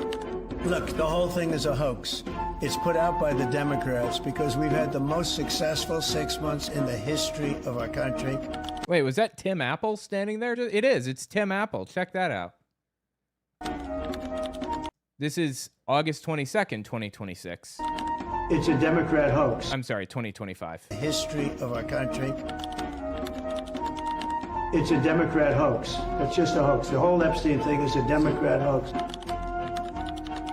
September 2025. Is the Justice Department protecting any friends or donors, sir? So this is a Democrat hoax that never ends. And this is February 2026. A lot of women who are survivors of Epstein's are unhappy with those redactions that came out. Some of them, entire witness interviews are totally blacked out. Do you think that they should be more transparent? They thought they released too much. Yeah, I heard that. Nobody said they released too much. The Justice Department was given a list of names that they needed to black out. And instead of blacking out the names of victims who didn't even come forward, who hadn't even accused anybody of anything and didn't want this to be a part of their life, instead of doing that, the Justice Department released the list of names with the files. Literally the worst thing they could have possibly done. Tell me that wasn't intentional. The law was explicit. Black out victims' names, survivors' names, and tell us who the perpetrators are. They blacked out the perpetrators' names and didn't black out the victim or survivors' names. It has to be malice. And you tell me something else. I think it's really time for the country to get onto something else. Now that nothing came out about me, other than... That's a lie. That's completely fabricated. All kinds of shit came out about him. He was Epstein's best friend for like 15 years or something. Not to mention Katie Johnson, the Katie Johnson lawsuit in 2016, 10 years ago. She sued him basically for doing some very, very evil graphic things. And the lawsuit explains it in great detail. And she started getting death threats. So she pulled the lawsuit. Trump is as evil as Epstein, in my opinion, and was involved in the whole operation. why did Epstein victims turn up in Trump's beauty pageant? And why did Trump's beauty pageant Miss Teen USA, why did his beauty pageant girls show up in Epstein's, like on Epstein's island? Why did that happen if Trump was not involved? They were trafficking together, as far as I can tell. It was a conspiracy against me, literally, by Epstein and other people. But I think it's time now for the country to maybe get onto something else. They just clearly are liars. They're like, This is Jake Shields on the bottom. He's a Nazi. Maybe get onto something else. They just clearly are liars. They're like, regardless of what it is, they need to be arrested. Like, how is MAGA defending this? You know, you could say like, oh, it's Pam Bondi, not Trump. Trump can fire her. I don't know. This is once again, I don't know that there's that much MAGA left defending. Yeah, I think it is dying. Let's remember too, they're still withholding 3 million files. The party told you to reject the evidence of your eyes and ears. It was their final, most essential command. George Orwell. That's fascinating, right? What's even more fascinating is watching MAGA completely ignore the Epstein files. Like, there is MAGA left. And Lance Wallnau is an incredibly influential, extremely powerful, evangelical, MAGA, Trump-supporting nutcase. Listen to what he said about the Epstein files. This is supposed to be the pinnacle of moral virtue right here, right? Bannon's a good guy. He was giving PR Bannon is an Epstein client. advice. Didn't have the full skinny on on the blackmail stuff that was going on with Epstein. And I think he should be given the benefit of the doubt, because if we keep on Candace Owens, we're creating a word for that, Candace Owenings ourselves, we're going to end up going down every absurd rabbit trail and find out that the left is going to beat us with a blunt object when it comes to midterms. So you're willing to completely ignore the fact that Donald Trump is a pedophile who took advantage of young girls? You're going to ignore that so that you can win in the midterms? Is this what Jesus would want? Absolutely vile, evil, and disgusting. There is no bottom for these people. This is Rick Wiles. You guys remember this dude? He commented on the Epstein files. He famously a while back said the COVID vaccine was injecting a synthetic parasite, an egg, into your body that hatches into a synthetic parasite that turns you into, I don't know, a cyborg or something. This is the one I was going to censor, but I didn't get to. And there's one more. Listen to what Rick Wiles said. Fascinatingly, he's also extremely anti-Semitic and a complete nutcase. And our leaders are low-life scum that screw little girls so the Jews can screw America. That's what's happening in this country. Had me in the first half.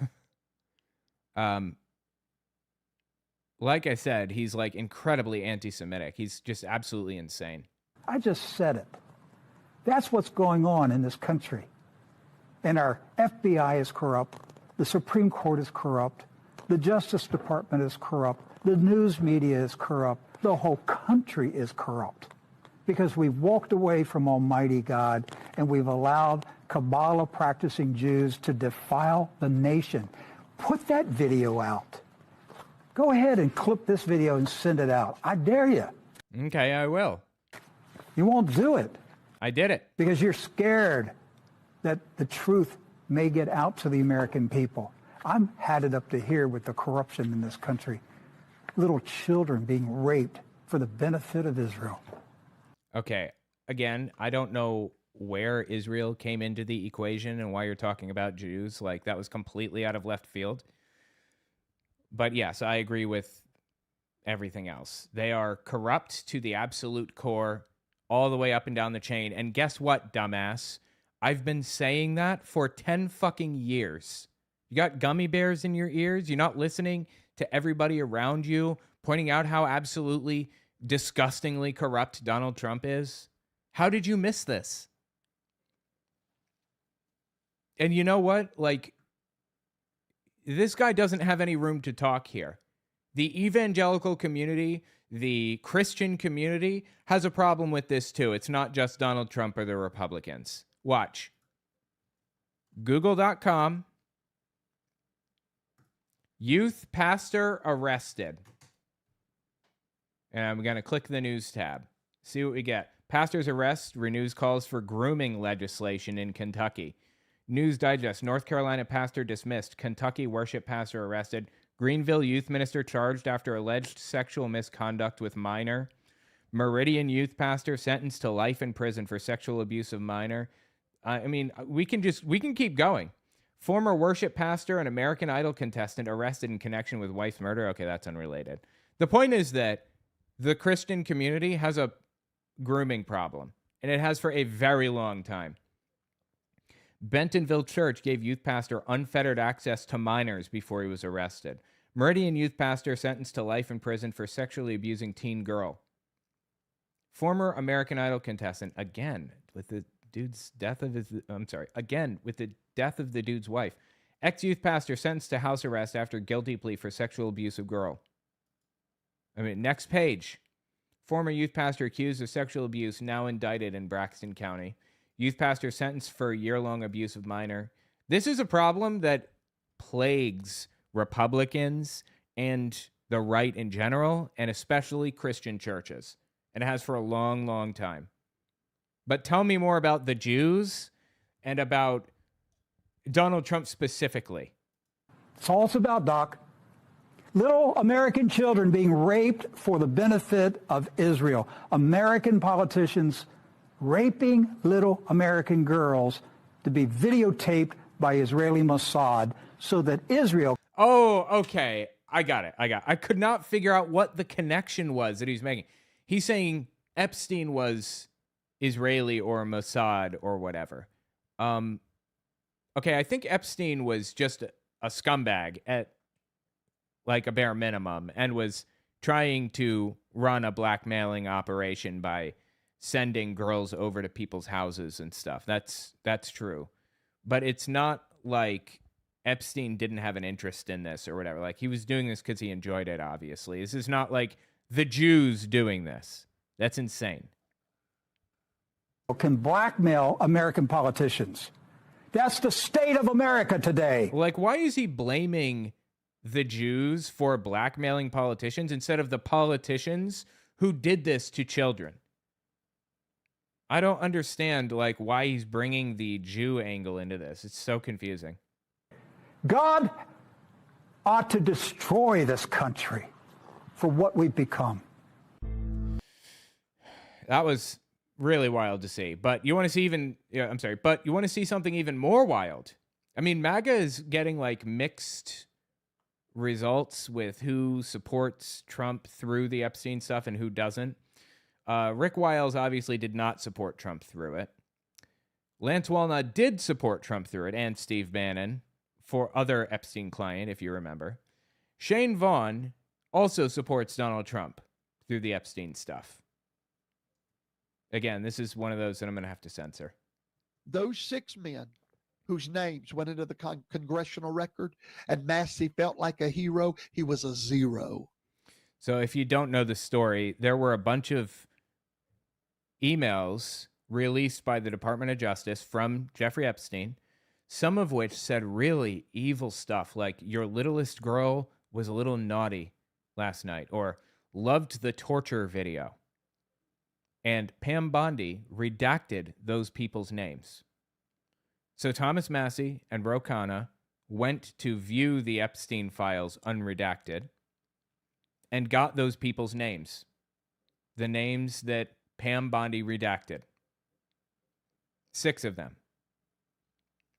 The guy who said your littlest girl was naughty, that was Les Wexner, the owner of Victoria's Secret, I believe.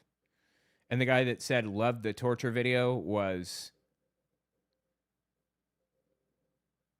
a prince, or a prince in the United Arab Emirates and responsible for like 10% of the shipping that takes place in the world or something like that.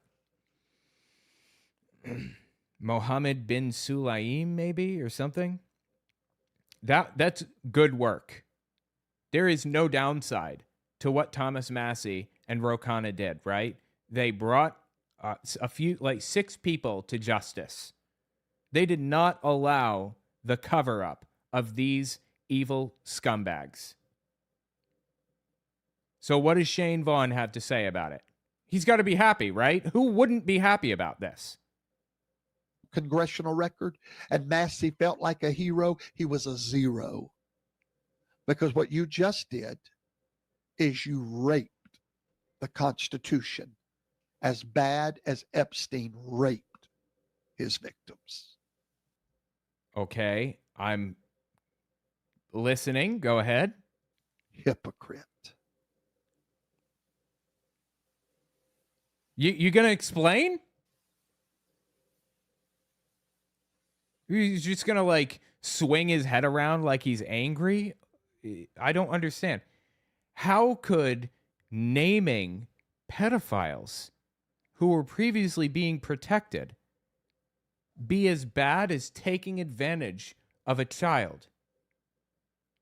Bunch of hypocrites is what you are. Those 6 men were victims, just as those pitiful young girls are. I'm sorry? And you're willing to protect one group while not doing the other. They were victims? The people who said your littlest girl was naughty? The people who said I loved the torture video? The people who objectively, factually took advantage of young girls are also victims. Hypocrites. That was literally the end of the video. So the point is, there doesn't have to be logic here. They will defend Trump to the bitter end no matter what. And, you know, I knew that about Shane Vaughn, to be honest. This is also from Shane Vaughn, and he lays it out pretty clearly for us here. These tariffs? No. Wait.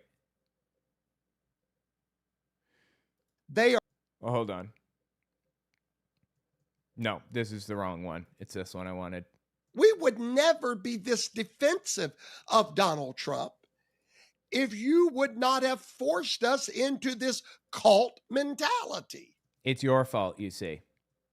Yeah, we would now fight for Donald Trump. Why? We believe in justice.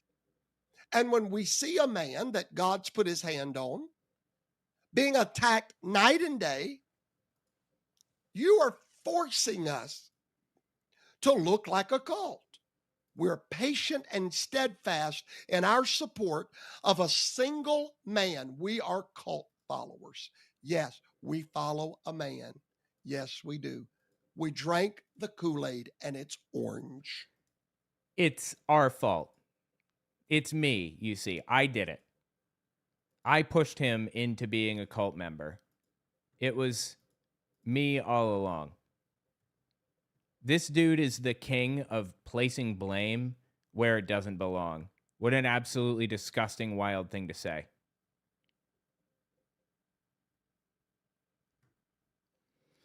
Anyway, tell me what you think about it in the comments.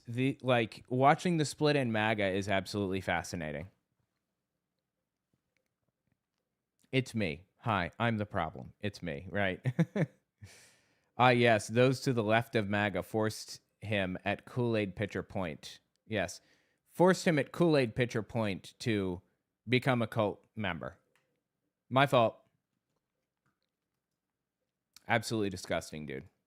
Shane Vaughn is just straight up evil. All right, let me write down my timestamps. And then 2 and 2:20. Alrighty, awesome, good timing. Nick Fuentes has a problem with women, dude. I don't know what his deal is, but he is completely unglued from reality. Listen to this. Women are made to be fucked, literally. That's what it is. Act, potent. We are act, they are potential. They have eggs, we have sperm. Sexual act actualizes the potential, makes a baby. That is what they are made for that.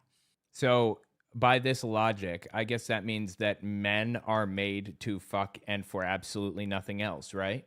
There shouldn't be any other thing going on in our brains. We shouldn't be philosophers. We shouldn't be scientists. We shouldn't be politicians. We are made for one thing and one thing only, to fuck, right? Is that right? They're made to be bred. They're made to have kids with. Okay, they exist for sex. Women exist for sex. That is why they are mothers, or they are whores, or they are nuns. End of list. Wait, doesn't nun throw a wrench into the spokes? Like, doesn't that completely invalidate your entire idea here? Women are either mothers, whores, or nuns. No other options. There are no female philosophers. There are no female inventors. There are no female generals or billionaires. But there are, actually, first of all. And second, why is he boiling it down to be so two-dimensional? I know he's king incel, but what an absolutely wild thing to say. He really does hate women, right? I understand this is part of an ideology, but I don't know where else this ideology could be coming from if not just pure unadulterated hate.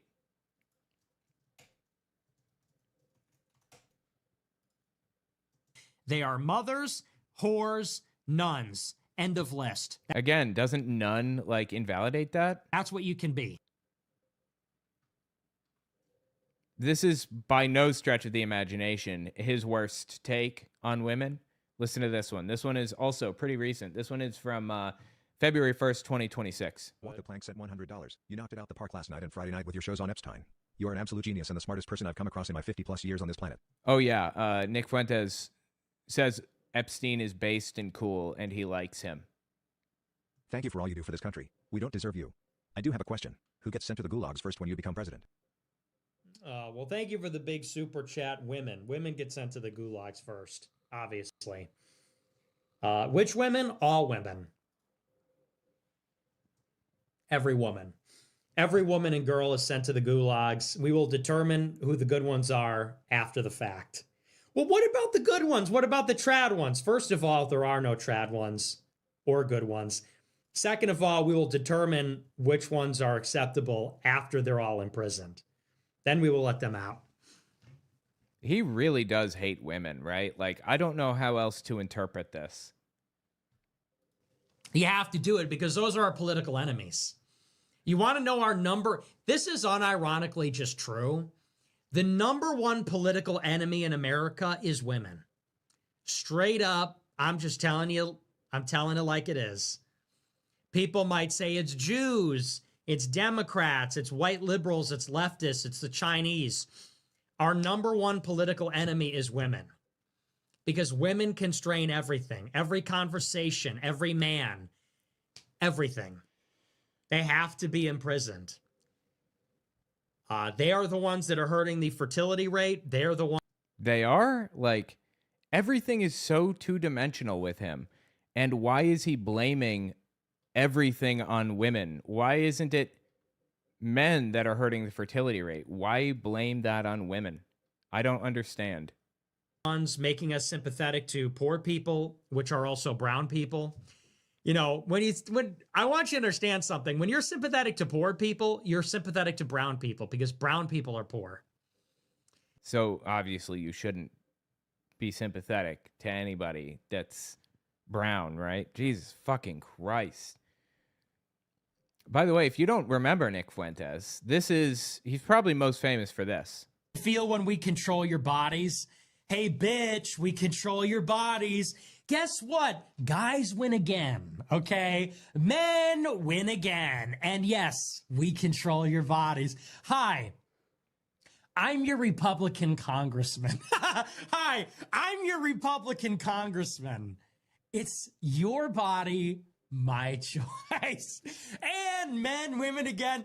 Men win again. There will never, ever be a female president. Never. There will never be a female president, ever. It's over. Glass ceiling. Dude, it's a ceiling made of fucking bricks. You will never break it. Your stupid face keeps hitting the brick ceiling. We will keep you down forever. You will never control your own bodies. You will never be the president of the global empire. Never gonna happen, sweetie. Your body, our choice. I find this fascinating in retrospect because Fuentes recently, I covered this in another video, so I don't want to cover it again, but he recently said, I didn't vote for this, what's happening with Trump right now. I didn't want this. And it's so interesting to look at like his whole getup here. Look at this. He's wearing an America First hat, and he's got celebrating after the election and everything, saying men win again and all of that. You absolutely voted for this. Every bit of this. This is what you wanted.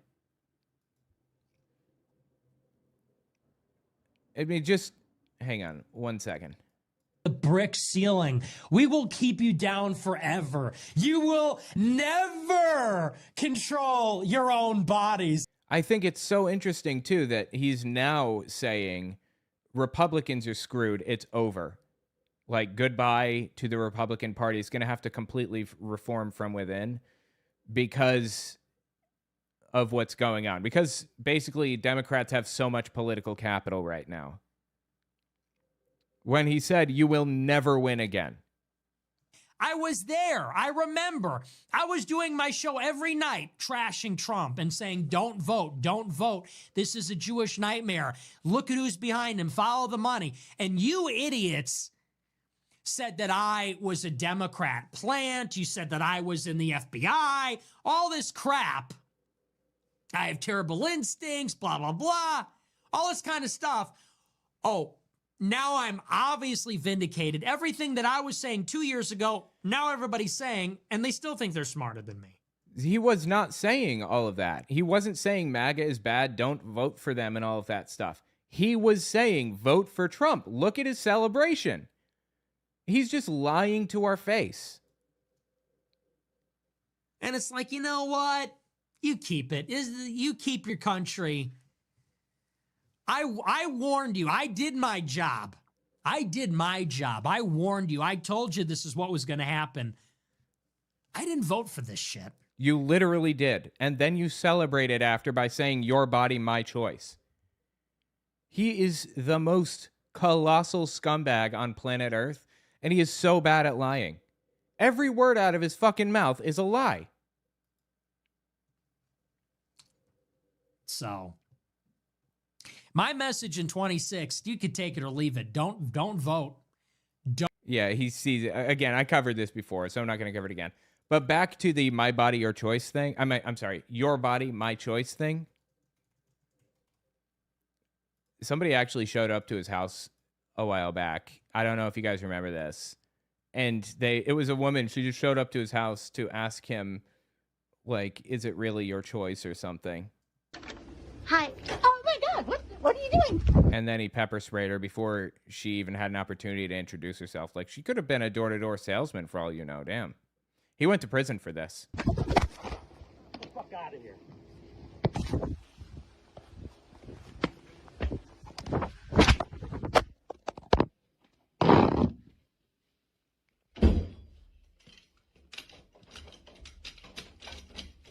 Beautiful house. Bro, I'm not sure why he took her phone inside. That's weird, right? Anyway, Nick Fuentes completely full of shit. Like, obviously lying about everything. Completely delusional and just hates women. I guess that was his opportunity to take his anger out on a woman. Disgusting, dude. Absolutely vile. Tell me what you think in the comments. That was a much shorter segment than I intended, but that's okay. 2:22. Siri, turn on living room lights.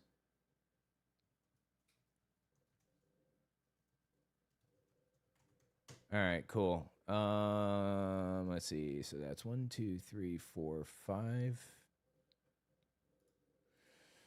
5.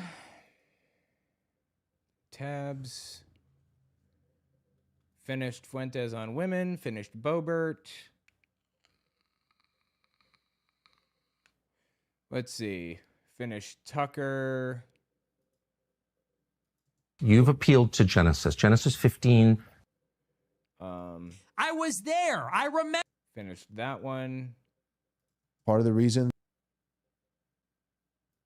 Currently, every major city. If I may offer a... There is a... We have a lot... All right, yeah, let's watch these. Let me open all of them. Okay, good.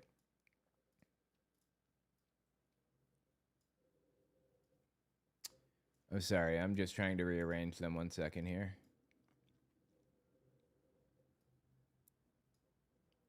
Okay, good. There's snowplows outside.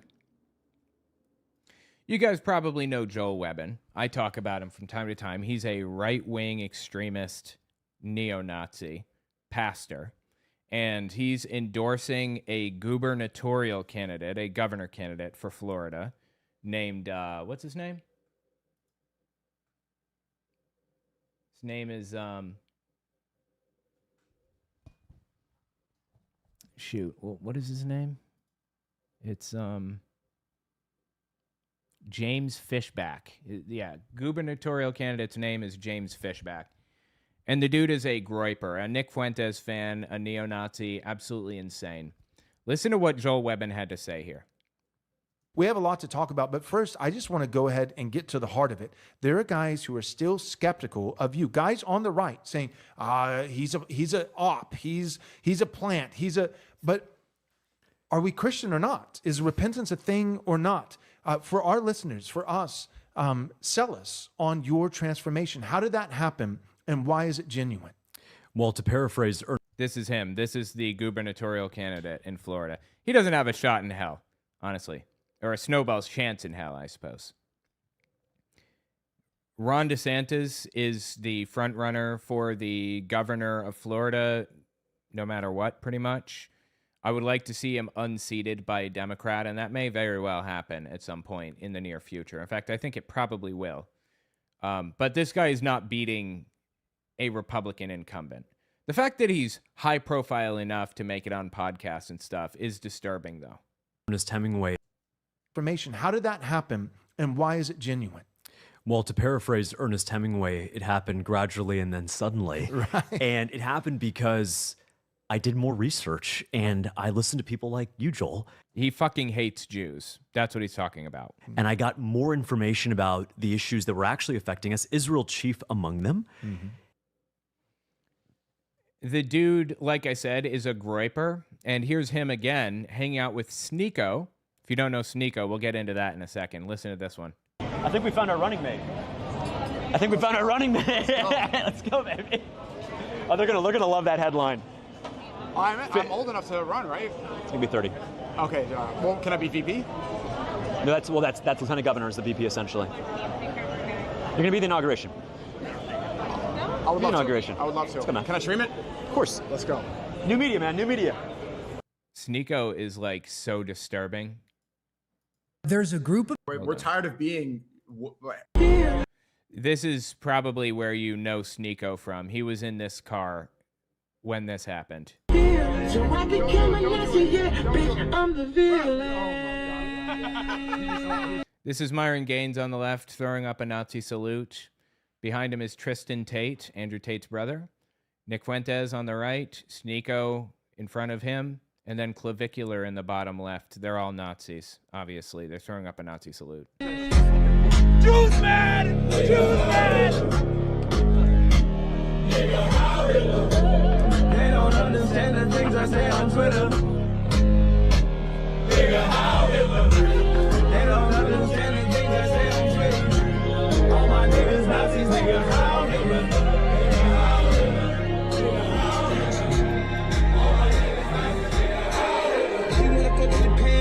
So the point is that Sneeko is a full-blown Hitler-loving, Sieg-heiling Nazi, obviously, right? And the gubernatorial candidate for the Republicans in Florida is at least joking about making him lieutenant governor. That shit is disturbing. What the fuck? And he's on Joel Webbin's podcast. The web of these people is so deep. Insane. If you don't know Joel Webbin, let me just talk a little bit more about him. Listen to this one. There is a nationwide impact if James Fishback wins. If he wins, what that signals, the message conveyed to all the neocons, to the GOP, from MAGA to Mitch McConnell, to everyone, is that this platform, this message is actually a viable winning message. That a politician, not just for running for dog catcher, but a politician at a governor level can say Christ is king and not wish people a happy Diwali and say no. That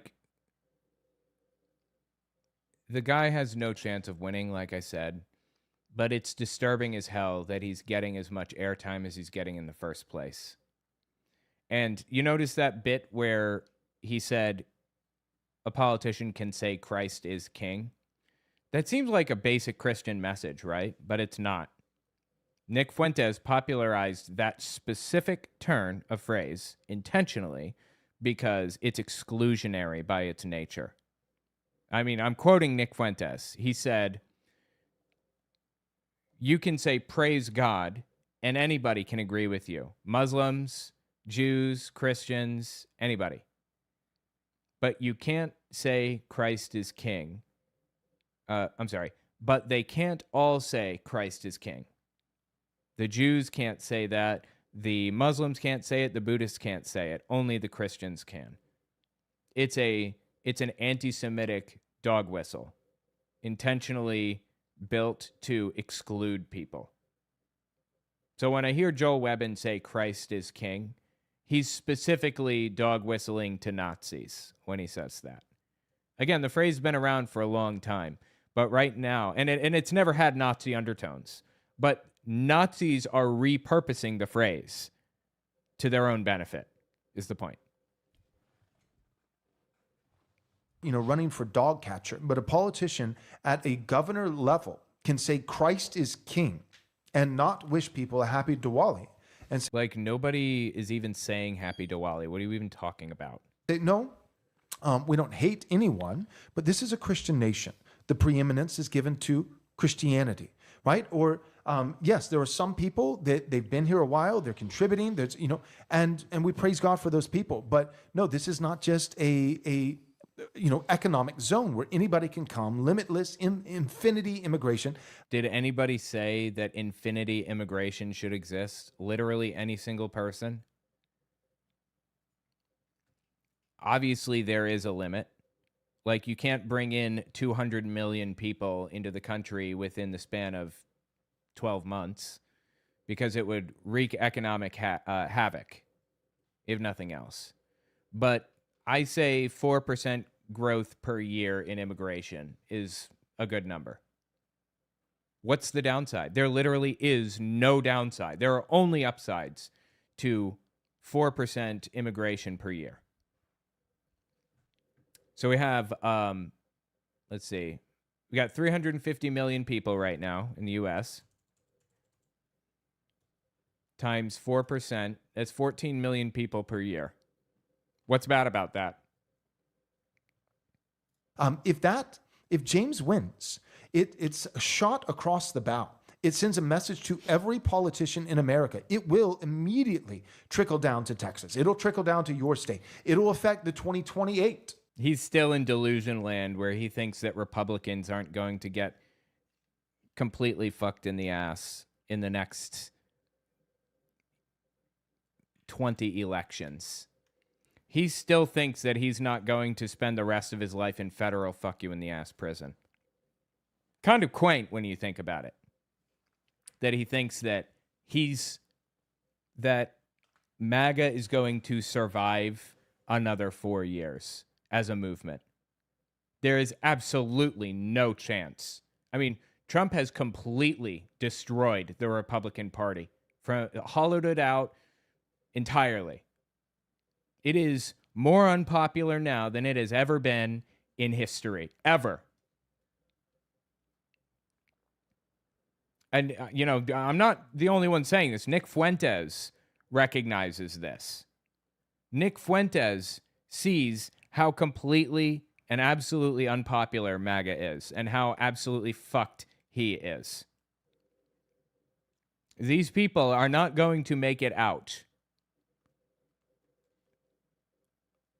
of the movement without jail time, most of them. Election. Seriously, even at the presidential level, people will be looking and say, this guy on that message, on that platform, with no funding, without the Trump endorsement, without this, without that, without Miriam Adelson and all of her millions of dollars in support, this guy won. He won, and not just, Oklahoma, God bless Oklahoma, but Florida, third largest state in the union. This is significant. And what it will do is Is it the third No. New York, Texas, and California are the three largest. There's no way in hell Florida is the third largest state.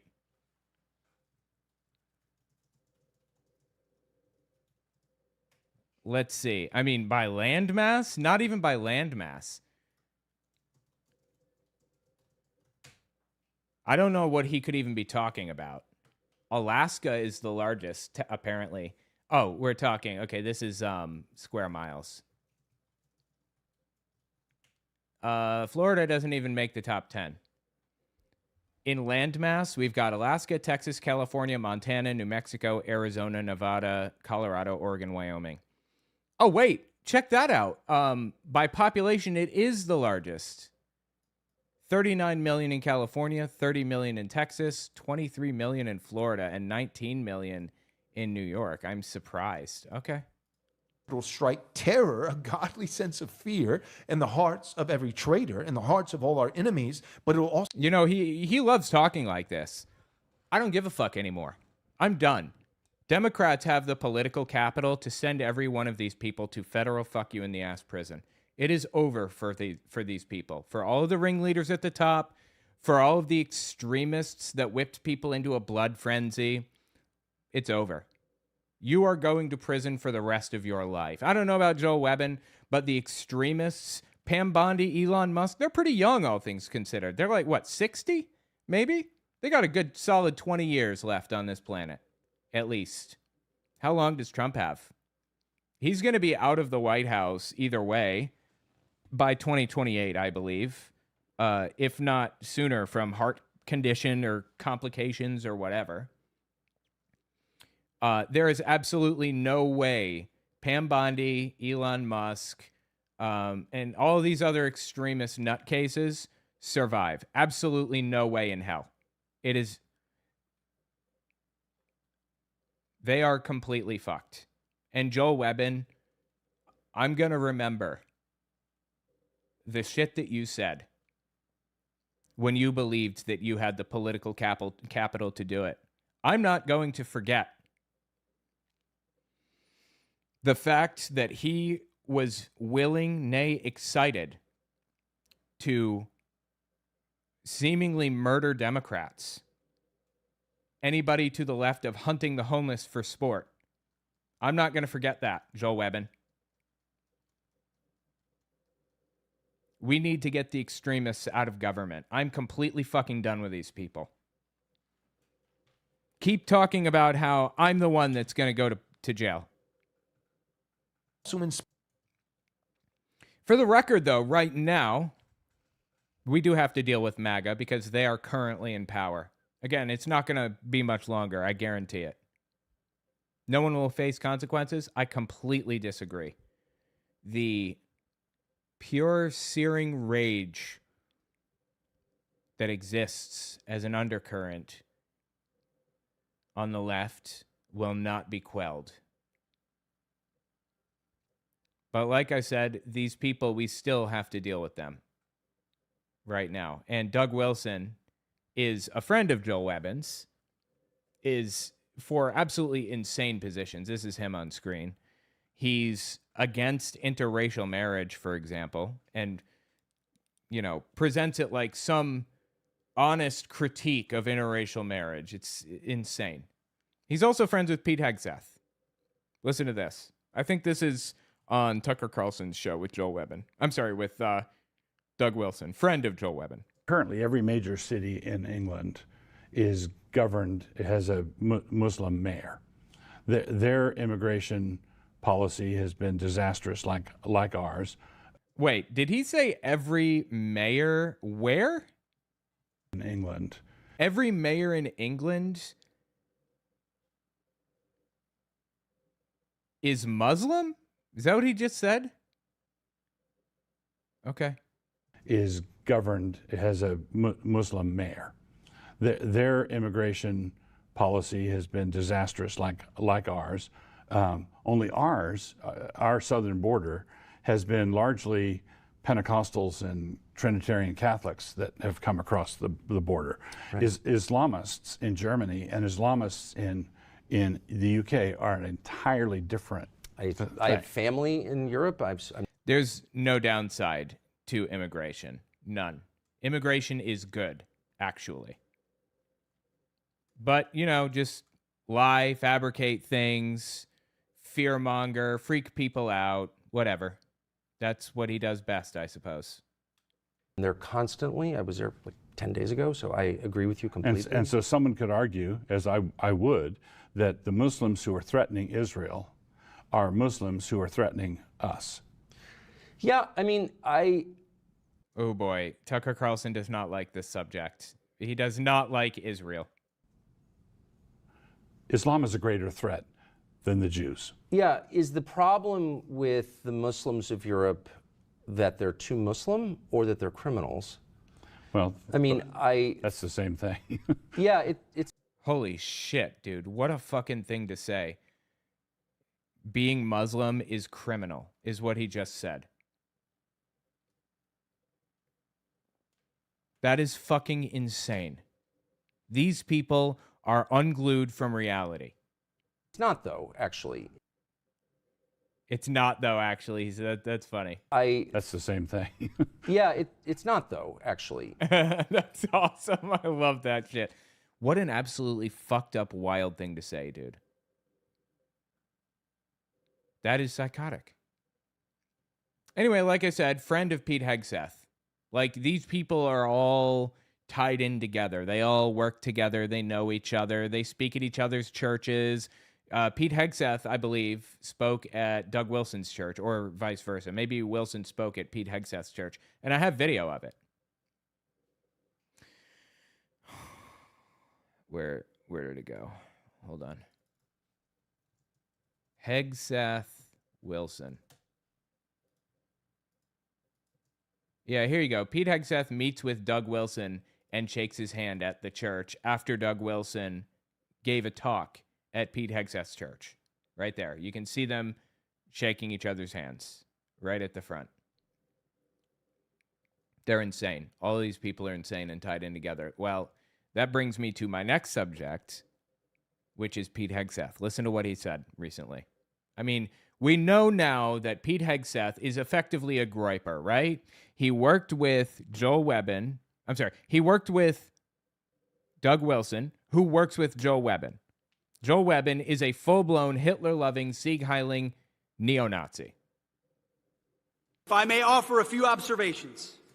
Protecting the God-given life of an unborn baby is not political, it's biblical. It's not, though. Numbers 5:11-23 instructs people to get abortions and how to abort the baby if, for example, your wife cheats on you. You are supposed to get an abortion in that case. The Bible is not anti-abortion in any way, shape, or form.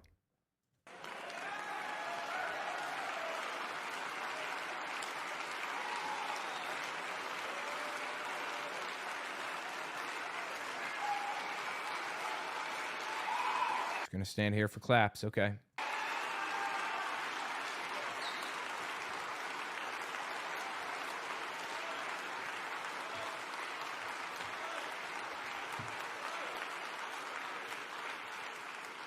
Protecting our borders from criminals who steal from us, assault our loved ones, and poison our citizens is not political. poison our citizens? What is he even talking about? Like, who did any of that shit? It's biblical. It's biblical? It's biblical. Okay. Great. Well, hang on then. Let's see. I actually have a list of verses that address immigration.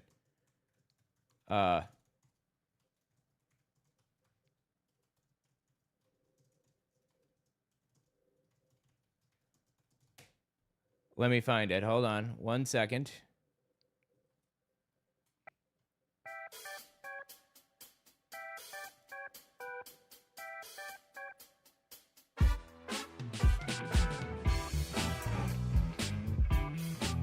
Okay, here we go. Here are some verses.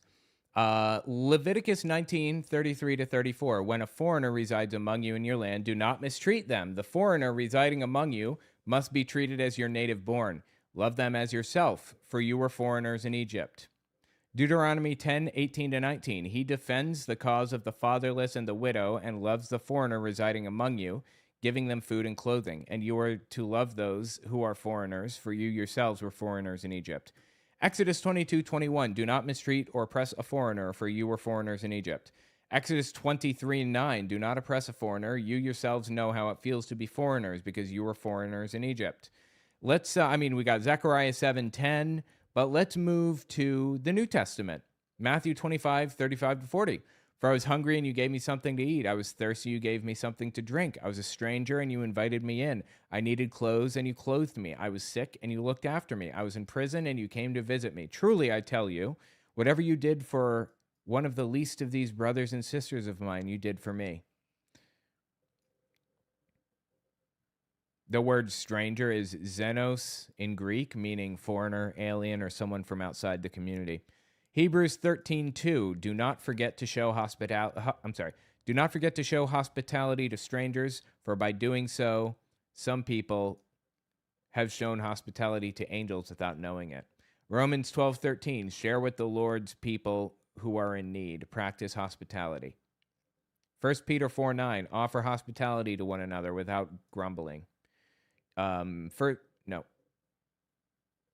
Luke 10:25-37. The parable of the Good Samaritan is also relevant. Jesus explicitly makes the hero of the story a Samaritan, a despised ethnic or religious outsider to his Jewish audience. Ephesians 2:19. Consequently, you are no longer foreigners and strangers, but fellow citizens with God's people and also members of his household. The Bible contradicts everything that Pete Hegseth is saying right now. And why the fuck does it matter? Why are you bringing the Bible up in this conversation in the first fucking place? The Bible has no place in this conversation. This is about legal policy. This is about our justice system or our ethics or whatever. Has nothing to do with the Bible. The Bible should not be the basis for our policy in the United States. Protecting women and children from being trafficked for sexual slavery is not political. This coming from the guy who at least works for an Epstein client, Donald Trump. At least one Epstein client. I'm not sure if he was an Epstein client. I haven't even looked. Maybe he is. How many Epstein clients do you have as friends, Pete? It is biblical.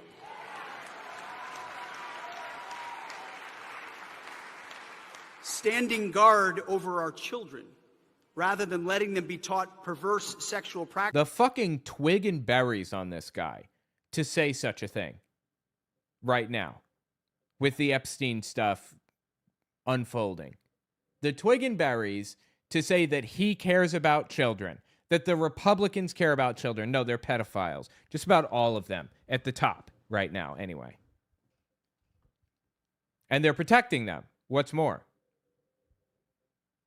I can't believe somebody would say something like that. Like, they just don't even care anymore, do they? Practices or sharing a locker room with men pretending to be women is not political, it's biblical. Wait, you're upset with men walking in on women or girls in private spaces? Is that what you said?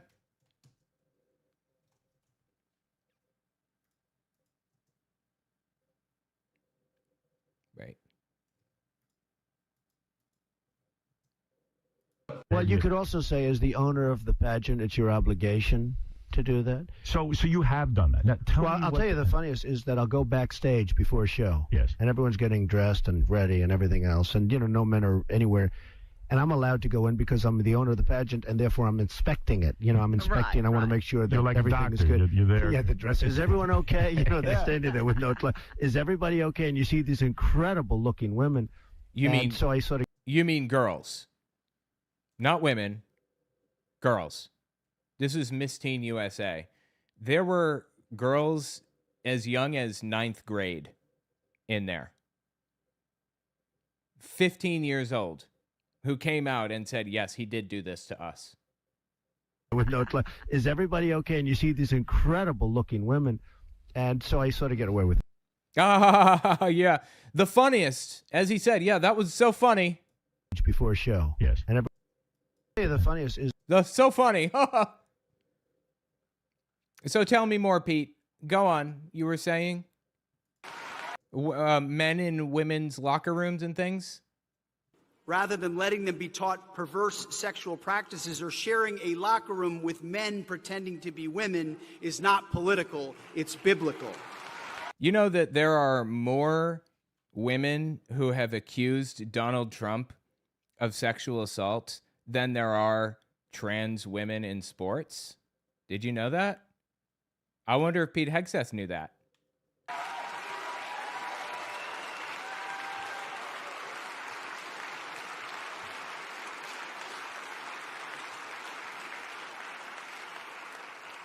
Protecting our culture and our religion from godless ideologies and pagan religions, not political.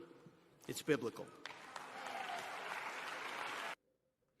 Absolutely vile, absolutely absurd. And it's interesting that he seems to be taking a shot at atheists now. If I may... One more time at the end there. Hold on. Sorry, just here. Protecting our culture and our religion from godless ideologies and pagan religions, not political. Godless religions. No, it's actually directly in the Constitution that I can live my life however I fucking want to. And it's none of your business. Anyway, just vile, evil scumbags. Tell me what you think in the comments. All right, let's see here. So I got the Florida governor. I got Boebert. Oh, hold on. Let me write down my timestamp real fast. Hegseth, or Keg's Breath, as some say. 258. Did I cover something else between? Yeah. No, okay. Webben. Yeah, okay. We're good on time. 1, 2, 3, 4, 5, 6. I'm just checking here. Yeah, okay. I think we're good. All right. I'm going to get out of here. I appreciate you guys hanging out with me. It's been fun. And check me out on Unfiltered on Wednesday. All right? All right. Have a good one, everybody. Thanks for coming.